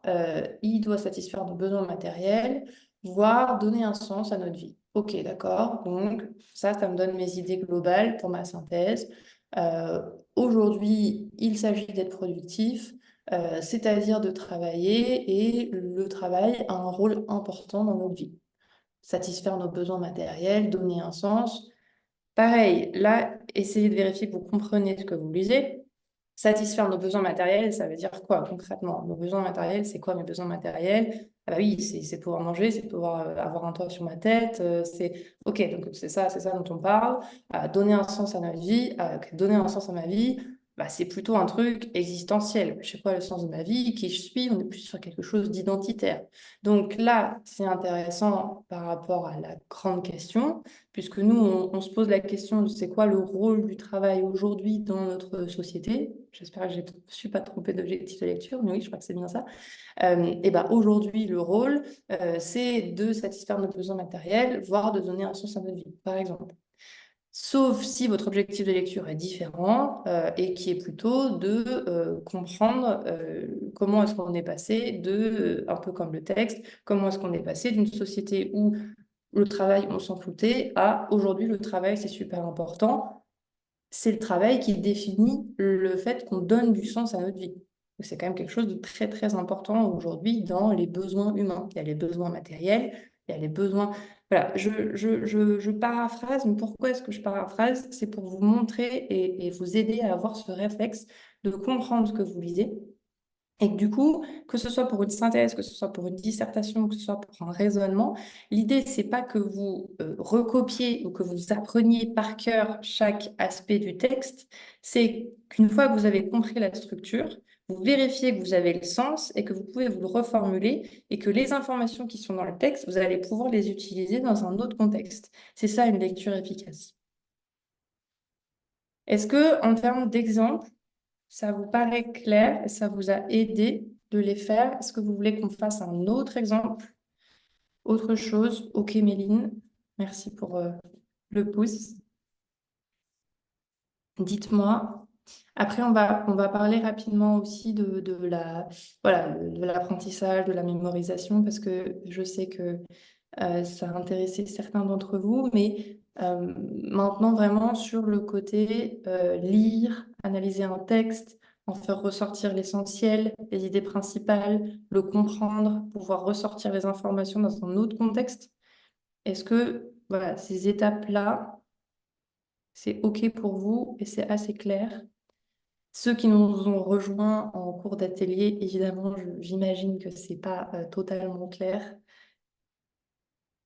Mais est-ce que ceux qui étaient là depuis le début, ça l'est pour vous? Ok, Frédéric, parfait. Impeccable, impeccable. Merci, Lyriane. Bon, génial, génial. Super. Du coup, je vous propose maintenant Méline, est-ce que la reformulation, on doit la noter? Alors, ça dépend de toi. Il n'y a pas Il y a des gens pour qui, en fait, le simple fait de reformuler dans leur tête, pardon, ça les aide. Et donc, du coup, ils peuvent continuer leur lecture et ils l'ont encore dans la tête parce qu'ils ont fait cet effort de reformuler. D'autres qui ont besoin de noter en mots-clés ou quelques idées ou de souligner, de surligner, de se le redire, et c'est aussi une des choses vraiment essentielles que je veux que vous reteniez de l'atelier. Je vous l'ai déjà dit tout à l'heure, mais il n'y a pas une méthode miracle pour tout le monde. En fait, l'idée, c'est vraiment de comprendre ce qui fonctionne pour vous. Donc, Méline, teste. Je peux rien te dire d'autre. Teste. Si tu vois que ça t'aide de noter, tu la notes. Si tu vois que ça t'aide pas, tu la notes pas. Tout simplement. Sur ce genre de petites choses, je risque souvent de vous répondre, essaye et tu verras. Parce qu'on n'a pas tous les mêmes fonctionnements. J'y reviendrai avant la fin de l'atelier. Et donc, l'idée, c'est vraiment de vous créer votre propre méthode d'analyse, de lecture, qui soit vraiment efficace parce qu'elle vous correspond, pas parce qu'elle est efficace en général. Ok. Vous n'hésitez pas à m'interrompre si besoin.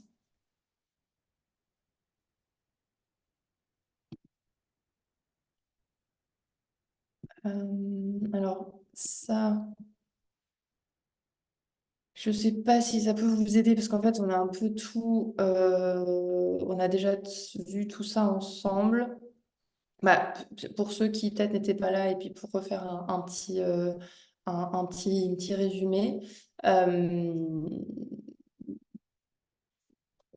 Alors, cette version-là, je regarde le détail. Oui, je crois que c'était sur ça. Je vous enverrai dans les ressources, comme je vous le disais là sur la slide, une petite copie. Ce qui est intéressant, c'est cette partie-là qui est en rose à l'écran. Donc, je vais vous la lire pour que ce soit plus simple. Parce que là, je ne sais pas si vous pouvez déchiffrer. C'est les étapes clés de la méthode d'analyse que je vous donne un peu. Donc, vous fixez un objectif de lecture. Il est essentiel que vous sachiez ce que vous allez chercher dans le texte. Vous allez identifier les mots-clés, les concepts qui vont pouvoir vous faire dire si cette lecture elle est utile ou pas selon votre objectif de lecture. Ensuite, vous allez avoir une première lecture un peu de survol. Vous allez regarder les organisateurs textuels pour avoir un peu les passages importants, voir s'il y a les mots-clés que vous recherchez. Recherchez aussi les concepts, les définitions. Ça peut vous aider à mieux comprendre le texte. Donc, définition, c'est on définit le nanana comme nanana ou le productivisme et nanana. Ça, souvent, quand il y a le mot plus le verbe être, on va vous expliquer ce que c'est. Donc ça, c'est intéressant à repérer. Euh, euh, Parfois, certains que ça aide, qui sont visuels, qui ont besoin de bien comprendre les informations et comment les spatialiser, peuvent faire une mind map. Donc la mind map, c'est ça en fait, c'est ce que vous voyez à l'écran. C'est un outil où vous allez noter des mots-clés et puis après, vous allez tirer un fil et donner un autre mot-clé. Puis ça vous fait penser à une autre idée, vous allez tirer un autre fil plutôt que d'écrire de manière linéaire, c'est-à-dire à la suite, comme si vous preniez des notes sur un ordinateur. Là, c'est spatialisé, c'est visuel et souvent ça aide les personnes qui justement ont besoin de visualiser les choses pour les retenir.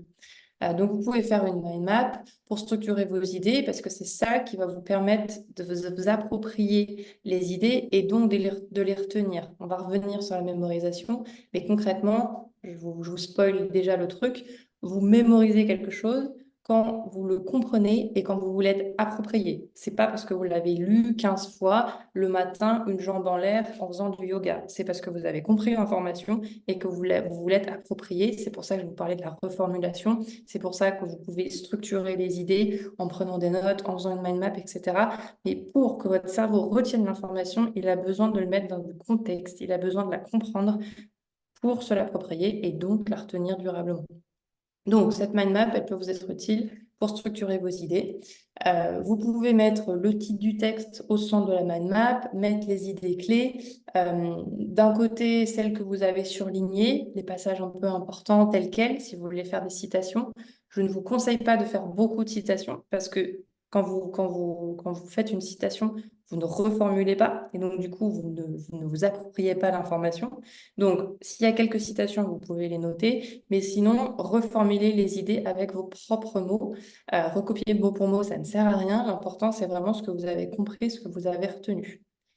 Plus je m'approprie une information, mieux je la retiens, plus ma lecture est efficace. Ensuite, si vous avez besoin, ça c'est souvent très suffisant. Si vous avez besoin d'aller plus loin, vous pouvez faire une deuxième lecture en regardant uniquement les passages importants. Le but, c'est pas de lire tout dans le détail. Je fais voilà, je m'adresse notamment à ceux en début d'atelier qui disaient, bah oui, mais comment je fais, je sais pas par où, j'ai l'impression que je me perds, etc. Si jamais vous relisez un texte, c'est pas pour vous remémorer les informations, c'est pour aller vérifier que dans votre première lecture, où vous êtes allé voir les mots-clés, les organisateurs, la structure, etc., vous n'allez pas laisser de côté une information importante. C'est juste ça. La deuxième lecture, elle ne sert qu'à ça. Voilà un peu pour un petit récap de la méthode d'analyse. Je voudrais qu'on prenne un rapide temps sur les conditions optimales de lecture d'apprentissage. Donc, on en parlait, je mets le schéma à l'écran pour celles qui nous ont rejoints en cours d'atelier. Le but de cet atelier, c'est de vous apprendre à lire de manière efficace, c'est-à-dire certes vite, mais vous allez comprendre l'information et vous allez être dans les conditions optimales d'apprentissage et de lecture. Ça ne sert à rien de vouloir lire rapidement si vous n'êtes pas dans les bonnes conditions. Pour vous aider, je vous enverrai aussi une présentation de l'Université du Québec qui est très bien faite sur ça, qui vous donne des idées de questions à vous poser pour vérifier que vous êtes bien dans vos conditions optimales de lecture, parce que comme je vous le disais, ça va dépendre des gens. Donc, c'est bien de vouloir lire vite, mais ce qu'on veut, c'est lire de manière qualitative et efficace. Donc, pour ça, demandez-vous, c'est quoi les meilleurs lieux pour moi pour lire? Et n'oubliez pas que ça va aussi dépendre de la difficulté du texte. Lire un article de journal et lire, je sais pas moi, qu'est-ce que j'ai là les sociologies contemporaines par Philippe Corcus, bon, concrètement, c'est quand même un truc un peu compliqué. Il y a de l'historique, il y a des citations en bas de page, c'est écrit petit, j'ai pas envie de le lire, donc il va falloir quand même que je sois dans un lieu où ça va bien se passer, parce que sinon, je risque de ne pas être concentrée et que ma lecture ne soit pas efficace. Déterminez bien combien de temps vous avez devant vous. Pareil, vous n'allez pas lire de la même manière si vous avez 1 heure ou si vous avez 10 minutes. Vous pouvez lire efficacement pendant 10 minutes, mais pareil, vous êtes en mode, j'ai 10 minutes pour comprendre à peu près de quoi parle le texte. Pas, j'ai 3 heures pour en faire le commentaire. C'est totalement différent. Est-ce que vous êtes en forme mentalement? Est-ce que vous êtes disponible émotionnellement, physiquement? Je donne un exemple un peu à la con, mais concrètement, si vous venez de vous faire larguer la veille et que vous avez envie de pleurer et de vous réfugier sous la couette, vous n'êtes pas disponible émotionnellement pour lire efficacement. Donc, vous pouvez prendre 5 minutes, 10 minutes pour appeler quelqu'un, pour vous confier, parce que là, vraiment, je viens de me faire larguer et je suis pas bien. J'ai mis de côté le côté émotionnel, ça va mieux sur le côté émotionnel, je me remets à ma lecture. Je me permets de prendre des exemples un peu quotidiens, mais c'est vraiment ultra important. Comme je vous le disais, ça prend beaucoup, beaucoup d'énergie à votre cerveau de se concentrer pour lire. Donc, mettez-vous dans les meilleures conditions. Les lieux, le temps, est-ce que je suis en forme mentalement? Est-ce que je suis disponible émotionnellement? Est-ce que je suis motivée? Est-ce que j'ai besoin de découper la lecture par section? Je ne sais plus qui nous disait en début d'atelier qu'elle préférait mettre voilà, je lis 10 pages là, je lis 10 pages là, je lis 10 pages là, etc. Si ça fonctionne comme ça, continuez, faites-le. Et question ultra, ultra, ultra importante, est-ce que je suis actif pendant que je lis? Donc, être actif, ça veut dire lire avec un stylo, parce que je vais annoter, parce que je vais me poser des questions, parce que je vais faire des liens. Ouf. Je parle trop. Est-ce que je vais faire de liens? Est-ce que je vais résumer à voix haute? Est-ce que, je sais pas, il y a certains qui me disaient, je vous demande 2 secondes parce que là, sinon, il faut que je boive un coup. Il y a quelqu'un qui nous disait, à un moment, quand on partageait les bonnes pratiques en début d'atelier, qu'elle regardait les titres et les sous-titres des paragraphes, pardon, et des différentes sections du livre. C'est une très bonne chose. Maintenant, pour aller encore plus loin et pour être sûr que vous êtes actif pendant votre lecture, vous pouvez par exemple transformer ces titres en questions. Un exemple, l'histoire du... Je suis toujours dans Travailler moins pour vivre mieux. Et j'ai comme sous-titre l'histoire du travail salarié, métamorphose de la domination au travail. OK. Pour être sûr que j'ai compris juste le titre, comment est-ce que je peux le transformer sous une question? Ça pourrait être comment est-ce que le travail salarié est devenu synonyme de domination au travail, par exemple. Ça pourrait être pourquoi pense-t-on aujourd'hui, puisque c'est l'histoire du travail salarié, on va me parler du passé pour expliquer aujourd'hui. Donc pourquoi pense-t-on aujourd'hui que les salariés sont tous dominés au travail? Voilà, je fais des exemples, mais toujours essayer de bien comprendre et de reformuler. Autre chose qui peut peut-être aussi vous aider par rapport à ces objectifs de lecture, c'est de bien comprendre que vous n'allez pas lire de la même manière selon l'usage que vous allez faire. Quand vous préparez un cours, par exemple, on vous envoie des TD ou des textes à lire avant le cours. Vous allez dans le texte réfléchir. Alors, je ne sais pas ce qui s'est passé avec ma caméra. Vous allez, pendant le cours, réfléchir et relire les textes et revoir avec le ou la prof les concepts. Donc, vous n'avez pas besoin de lire le texte en détail. Vous avez juste besoin d'avoir une idée globale du texte. Si vous devez lire un commentaire parce que dans vos examens, par exemple, vous avez une analyse détaillée, bon, bah, là, concrètement, il faut faire une analyse détaillée, bien comprendre, avoir les mots-clés, comprendre le raisonnement pour soit pouvoir refaire le commentaire et l'analyse détaillée lors de l'examen, soit pouvoir étayer votre raisonnement lors d'une dissertation. Si vous devez rédiger un travail écrit, vous allez lire juste pour rechercher de la documentation en général ou trouver une information particulière. Et donc là, pareil, bah, mon objectif, c'est pas de tout connaître sur les nouvelles sociologies, c'est juste de bien comprendre. Alors, je regarde, j'en sais rien. la professionnalisation sociologique au XXe siècle. Ok, bon, bah, peut-être que là, dans ce cas-là, je ne vais pas lire tout le livre, je vais aller regarder la table de matière et je vais aller lire seulement les parties qui parlent de professionnalisation de la sociologie.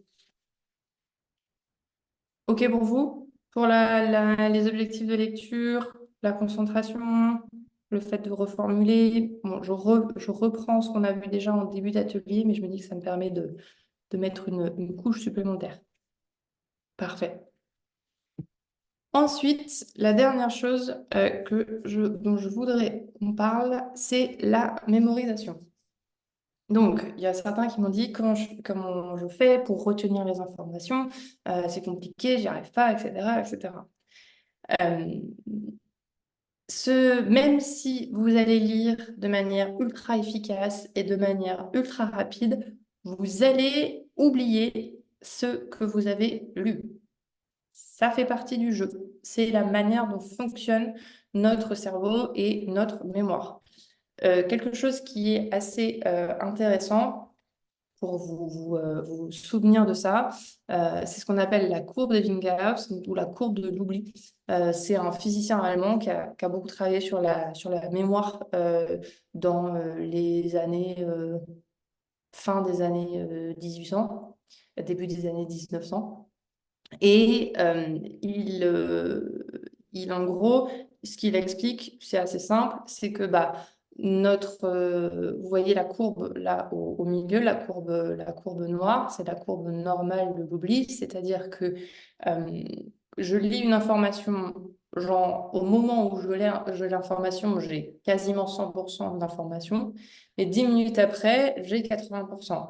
Un jour après, j'ai 30%. Et 6 mois après, j'arrive seulement à 20%.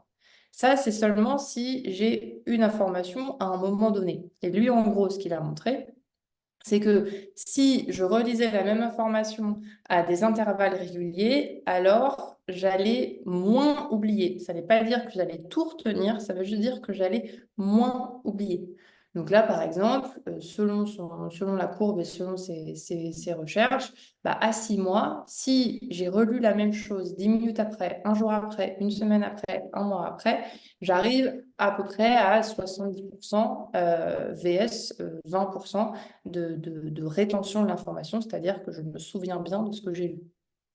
Donc, qu'est-ce que vous devez bien vous dire par rapport à ça concrètement? C'est que vous allez oublier. Donc, le but, c'est pas de tout retenir et de vous mettre la pression pour tout retenir, c'est plutôt comment est-ce que comment est-ce que je vais m'organiser pour retenir ce que je veux retenir? Toujours la même chose, vous n'êtes pas là pour copier-coller tout le texte, vous êtes là pour retenir les informations que vous êtes venu chercher dans ce texte. Donc, vous pouvez noter ce que vous souhaitez retenir. Vous pouvez souligner les mots-clés, vous pouvez surligner, vous pouvez écrire dans la marge, vous pouvez vous faire des fiches de lecture, des mind maps, on l'a vu ensemble, des résumés, des sketch notes. Les sketch notes, c'est une sorte de résumé, mais avec de l'écrit et des dessins. Donc tout n'est pas écrit, il y a aussi des dessins. Ça peut être des cartes questions-réponses, parce que plus vous allez finalement retenir l'information que vous avez sortie du texte, ça ne veut pas dire relire le texte, ça veut dire revenir à l'information que vous êtes allé chercher. Donc, vous n'allez pas relire tout le livre, vous allez, si vous voulez, relire le résumé ou la fiche, mais surtout, vous allez tester si l'information est toujours là. Donc, vous allez pouvoir en discuter avec un prof, avec un autre élève, avec vous-même, en vous en faire des quiz, en essayant en fait de comprendre c'est quoi les informations qui me manquent. Et donc du coup, les informations qui me manquent, je vais les relire dans ma fiche et je revérifie que je les ai retenues. Votre job, c'est de vérifier que l'information est toujours dans votre système. C'est pas de relire vos fiches ad vitam aeternam, de relire les textes. OK, sur ce côté de la mémorisation. Par rapport aussi à ce que je vous ai dit, je me répète, mais c'est ultra important, vous allez mémoriser ce que vous comprenez. Et vous allez mémoriser ce que vous comprenez et si vous arrivez à le rattacher à des connaissances que vous avez déjà. Donc, c'est en faisant des synthèses de différents textes sur un sujet, par exemple, que vous allez vraiment bien comprendre la notion de productivisme au XXe siècle. Mais c'est pas en relisant tout Céline Marty. C'est en allant lire différents textes, en faisant la synthèse avec vos propres mots, et ensuite, là, vous allez pouvoir avoir toutes vos informations sur le productivisme au XXe siècle au même endroit, et tester vos connaissances et y revenir régulièrement, etc., pour vérifier que vous avez toujours l'information dans votre système. Donc, vous pouvez faire une checklist de questions à vous poser pour être sûr que vous avez compris le texte.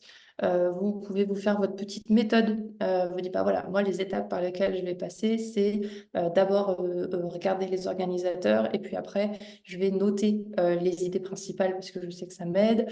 Et après, je vais les reformuler à mon ami avec qui je vais réviser tous les mercredis, par exemple. Ça, c'est votre petite méthode, c'est votre manière à vous qui va vous permettre de lire et de mémoriser efficacement. Est-ce que tout est clair pour vous sur le côté mémorisation, le côté synthèse, le côté lecture, par où commencer? Est-ce que je vais trop dans les détails? Comment est-ce que je vais à l'essentiel? C'est un peu les questions que vous m'aviez données en début d'atelier.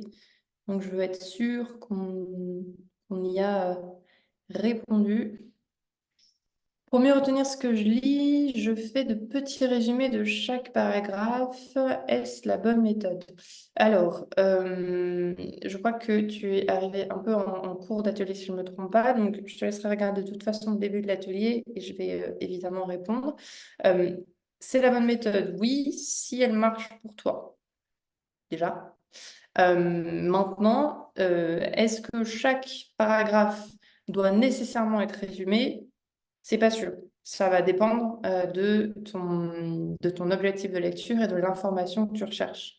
Euh, Encore une fois, pour mieux retenir, il s'agit de bien comprendre pourquoi est-ce que tu veux avoir cette information, comment tu peux la lier à d'autres informations que tu as déjà. Donc, le fait de reformuler va t'aider. Donc, quand tu dis je fais de petits résumés, si c'est des petits résumés où tu reformules avec tes propres mots, où tu as analysé la structure de texte pour être sûr que tu avais compris le raisonnement de l'auteur, etc., alors oui, parce que ça va vraiment te permettre de bien assimiler l'information.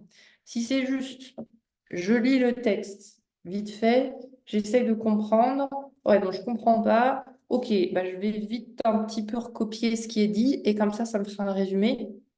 Ça non, parce qu'en fait, tu t'es pas approprié l'information. J'espère que ça aide à répondre à ta question. Si tu résumes avec tes propres mots, impeccable, parce que ça te permet de reformuler et de t'approprier l'information. Encore une fois, ça va aussi dépendre de ton objectif de lecture.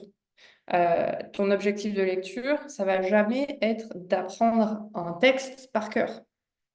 Ça va être d'utiliser les informations qui sont dans le texte pour en faire quelque chose, pour faire une note de synthèse, pour rédiger un mémoire, pour comprendre un sujet, pour faire un exposé, pour etc. Donc, la bonne méthode, c'est celle qui te permet d'atteindre ton objectif de lecture. J'espère que c'est pas trop chinois du coup, vu que tu as pris l'atelier en cours de route, n'hésite pas à me dire. Est-ce que d'autres personnes ont d'autres questions, des choses qui voudraient même partager? Ça peut être des retours, des bonnes pratiques que vous avez. Hop, je change la présentation. Ok, Frédéric. Parfait.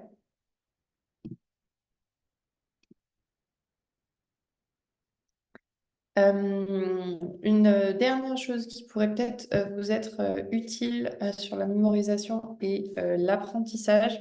Alors, c'est quelque chose que j'approfondis dans d'autres ateliers. Donc là, je vais vraiment vous faire juste le teasing, entre guillemets. Euh, Si vous n'avez pas entendu parler des intelligences multiples, c'est une théorie d'un psychologue américain, Howard Gardner, et où du coup c'est assez intéressant parce qu'en gros, ça peut énormément aider sur la manière dont vous allez être face à un texte et dont vous allez vous approprier l'information. En gros, il y a du coup 9 types d'intelligence différents selon cette théorie-là. Et en fonction des intelligences qui sont dominantes chez vous. Donc attention, hein, quand on dit intelligent, ça ne veut pas dire il y en a qui sont cons et il y en a qui sont intelligents. C'est pas un test de QI, c'est pas du tout ça la question. C'est juste, en gros, l'intelligence, c'est la manière dont vous interagissez avec le monde. Donc il y a des gens, par exemple, qui vont avoir une intelligence kinesthésique très forte. L'intelligence kinesthésique, c'est quoi? C'est l'intelligence du mouvement, du corps. Donc, c'est des gens, par exemple, qui, pour retenir une information, ils vont avoir besoin de tourner dans la pièce, de marcher. Voilà. Donc, ils vont faire les 100 pas dans leur petite chambre du Crous ou dans leur appart ou dans la BU parce qu'ils ont besoin de passer par le corps pour mémoriser. D'autres qui, par exemple, vont avoir une intelligence musicale, vont avoir besoin de chanter leur cours, de varier le rythme des mots, de s'entendre parler, parce que c'est le rythme, parce que c'est les mots, parce que c'est la tonalité qui va faire que ça va imprimer. Ils vont peut-être s'enregistrer en train de résumer leur cours ou le texte qu'ils ont lu et le réécouter quand ils seront dans les transports, parce qu'ils ont besoin de l'entendre. Ou un mix entre kinesthésique et musical, ce serait de réécouter ses cours et en même temps de faire la vaisselle, parce qu'on a le mouvement qui est là, du coup on imprime, on se sent actif dans la mémorisation, et en même temps on a le côté auditif qui fonctionne. Voilà, il y a d'autres exemples si vous ne connaissez pas ce sujet, et puis je vous enverrai un article aussi du coup. L'intelligence visuelle, c'est le fait de faire une mind map, sur des post-it, noter les questions clés du texte. Par exemple, comment le travail est devenu la domination des salariés. Si je reprends l'exemple qu'on avait pris là, bon, et ben ça, c'est le concept clé, c'est une des hypothèses clés de l'auteur. Vous n'allez peut-être pas noter les étapes du raisonnement, vous allez juste noter la question sur un post-it, et puis vous voyez le post-it et vous vous faites les étapes dans la tête. OK, et puis vous reprenez un autre post-it sur un autre concept, mais parce que vous allez finalement vous adapter à votre manière à vous d'interagir. Il y a un test, on doit définir notre intelligence seule, Brice. Alors, dans l'atelier que je fais, je propose le test, donc je pourrais vous l'envoyer aussi, et je vous enverrai un article aussi pour que vous puissiez regarder. Souvent, on n'a pas un seul type d'intelligence, on en a plusieurs. Voilà, il y a l'intrapersonnel aussi, c'est le fait de faire un lien avec sa propre vie. Interpersonnel, c'est plutôt le fait d'être dans la coopération, donc vous allez aller chercher quelqu'un qui va être votre partenaire de révision ou d'apprentissage ou de lecture. Voilà, mais ok Brice, je vous enverrai le lien vers le test.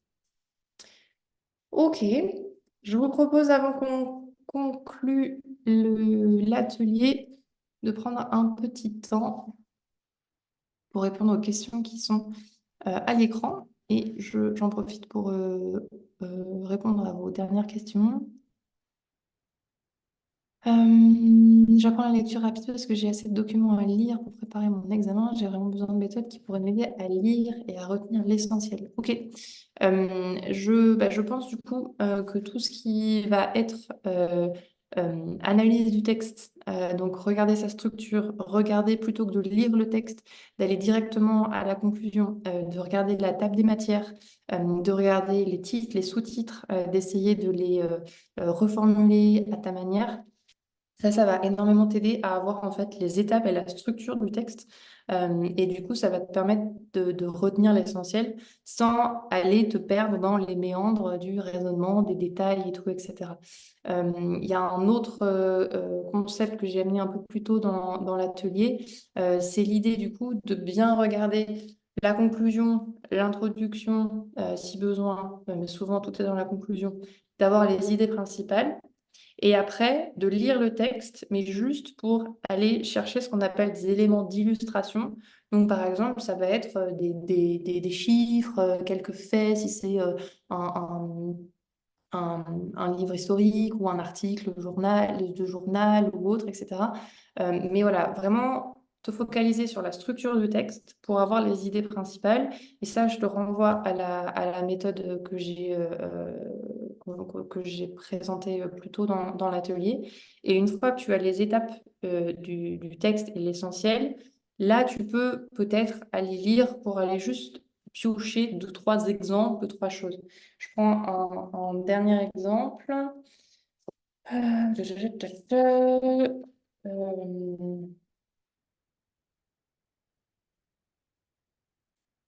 Voilà. Donc là, travailler moins pour vivre mieux, Céline Marty. Titre du chapitre, le travail mystifié. Ok, donc elle va parler des mythes autour du travail. Et là, elle me dit, troisième mythe, la définition subjective et existentielle du travail, activité d'épanouissement et de reconnaissance personnelle. Ok, rien qu'avec ça, j'ai l'essentiel du texte. J'ai qu'il y a un mythe. Donc un mythe, c'est quoi? Pareil, travail de reformulation.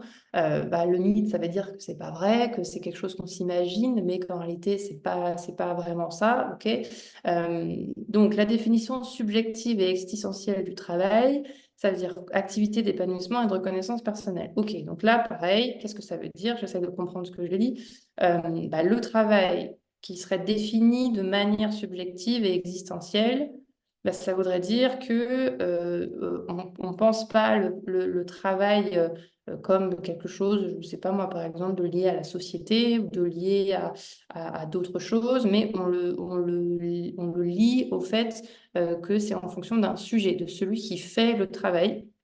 Euh, existentiel, ah bah oui, existentiel, ça veut dire quoi? Ça veut dire ce qui donne du sens à la vie, ça veut dire qui répond un peu à toutes les grandes questions de la vie. Ok, bon bah là, peut-être que ça veut dire que c'est un mythe de croire que le travail, en fait, n'est qu'une activité individuelle qui peut répondre à toutes nos grandes questions existentielles.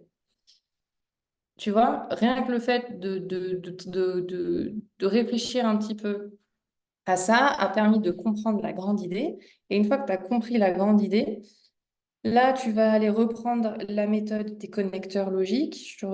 Pareil, tu regarderas l'enregistrement si ce n'est pas clair pour toi, pour aller chercher juste des petits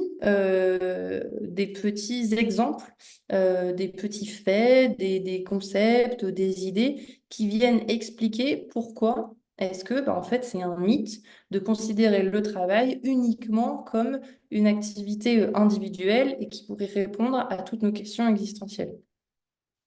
Voilà, et ben là, par exemple, on regarde, Castel raconte qu'au Moyen Âge, le travail est longtemps jugé indigne des élites. Ok, donc ça veut dire que les élites au Moyen Âge ne travaillaient pas. On ne pouvait pas dire ça. Ok, d'accord. Enfin, mais vraiment, le but, c'est pas de lire le contenu du texte, c'est juste d'aller trouver des éléments qui vont illustrer la grande idée. Bon, j'ai refait un condensé de l'atelier du coup. J'espère que c'est clair pour tout le monde. Je vous laisse du coup noter ces 3 questions, les questions qui sont à l'écran. Reprenez vos notes, reprenez l'enregistrement pour ceux qui voudraient et dites-vous, OK, la manière dont je travaille aujourd'hui et dont je lis aujourd'hui, qu'est-ce que je vais garder? Qu'est-ce que je vais continuer à faire? Qu'est-ce que je vais renforcer? Un truc qui fonctionne bien pour moi aujourd'hui dans ma manière de lire. Qu'est-ce que je vais continuer? Qu'est-ce que je vais garder? Après, vous allez vous demander, donc, qu'est-ce que je vais stop? Qu'est-ce que je vais arrêter de faire? Et 3, qu'est-ce que je devrais commencer à faire? Donc, start, keep, stop, start. Start, qu'est-ce que je vais essayer? Qu'est-ce que je vais commencer? Qu'est-ce que je vais tester? Je ne vous demande pas de tout tester. Vous n'êtes pas là pour être parfait, vous êtes là pour être efficace. Donc, comme je vous le disais en début d'atelier, le but, c'est juste de regarder un outil, une méthode, une idée, et de vous dire, OK, ça, je vais commencer à faire. Par exemple, je vais commencer à regarder tous les livres en regardant la table des matières. Je vais commencer à noter les mots-clés pendant que je lis, parce que je me suis rendu compte que ça m'aidait. Que ça pourrait peut-être m'aider. Je vais regarder mon type d'intelligence pour avoir des méthodes de révision et d'apprentissage qui soient vraiment efficaces parce qu'elles vont correspondre à ma manière de fonctionner. Vous voyez l'idée. Brice nous a partagé du coup prendre des notes de mes lectures. Ok, donc les conditions idéales, parfait. Prendre des notes de tes lectures. Arrêter de lire passivement, arrêter de ne pas essayer de comprendre, d'accord, et commencer à mettre en place le repérage de connecteurs organisateurs textuels. OK, et déterminer ton type d'intelligence. Génial. Bravo, bravo, bravo. Super. Génial. Je vous laisse y réfléchir. Vous pourrez y réfléchir après l'atelier. Là, on va conclure du coup pour ce soir. Si vous avez déjà des idées, notez-les dans le chat. Ça pourra peut-être donner des idées aux personnes qui sont là. Même si vous ne pouvez pas répondre aux 3 questions, vous répondez à une des 3. Et ça pourra sûrement favoriser un peu les échanges et les idées. Avec plaisir, je suis ravie que l'atelier t'ait plu et que tu l'aies trouvé instructif. Merci beaucoup. Camille, est-ce que je te laisse peut-être Oui, reprendre la main?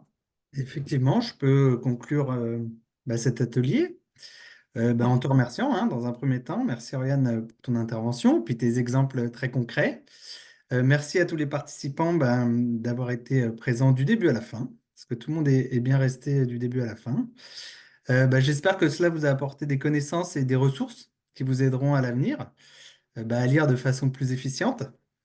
Dans un futur mail, je vous joindrai les différents documents support de cet atelier et puis on essaiera de répondre aux questions. S'il y en a qui ont des questions, n'hésitez pas à me recontacter à travers les mails que je vous enverrai. Et puis j'essaierai de vous joindre le contenu vidéo, le lien certainement sur YouTube. On verra parce que c'est vrai que jusque-là, on ne les a pas enregistrés. Donc les ateliers, donc voilà. Certainement que celui-là, vu qu'il y avait une demande, je vous mettrai le lien dans ce petit mail avec le questionnaire de satisfaction. Pour finir, un petit rappel sur l'atelier de lundi prochain. On a un atelier sur booster et entretenir sa motivation. Donc, c'est un atelier réussite qui sera animé en présentiel cette fois à la BU de Croix-Rouge par Madame Carole Thiribourg. Donc, n'hésitez pas à vous inscrire d'ici là. Je vous souhaite une bonne soirée à tous et puis je vous dis à bientôt.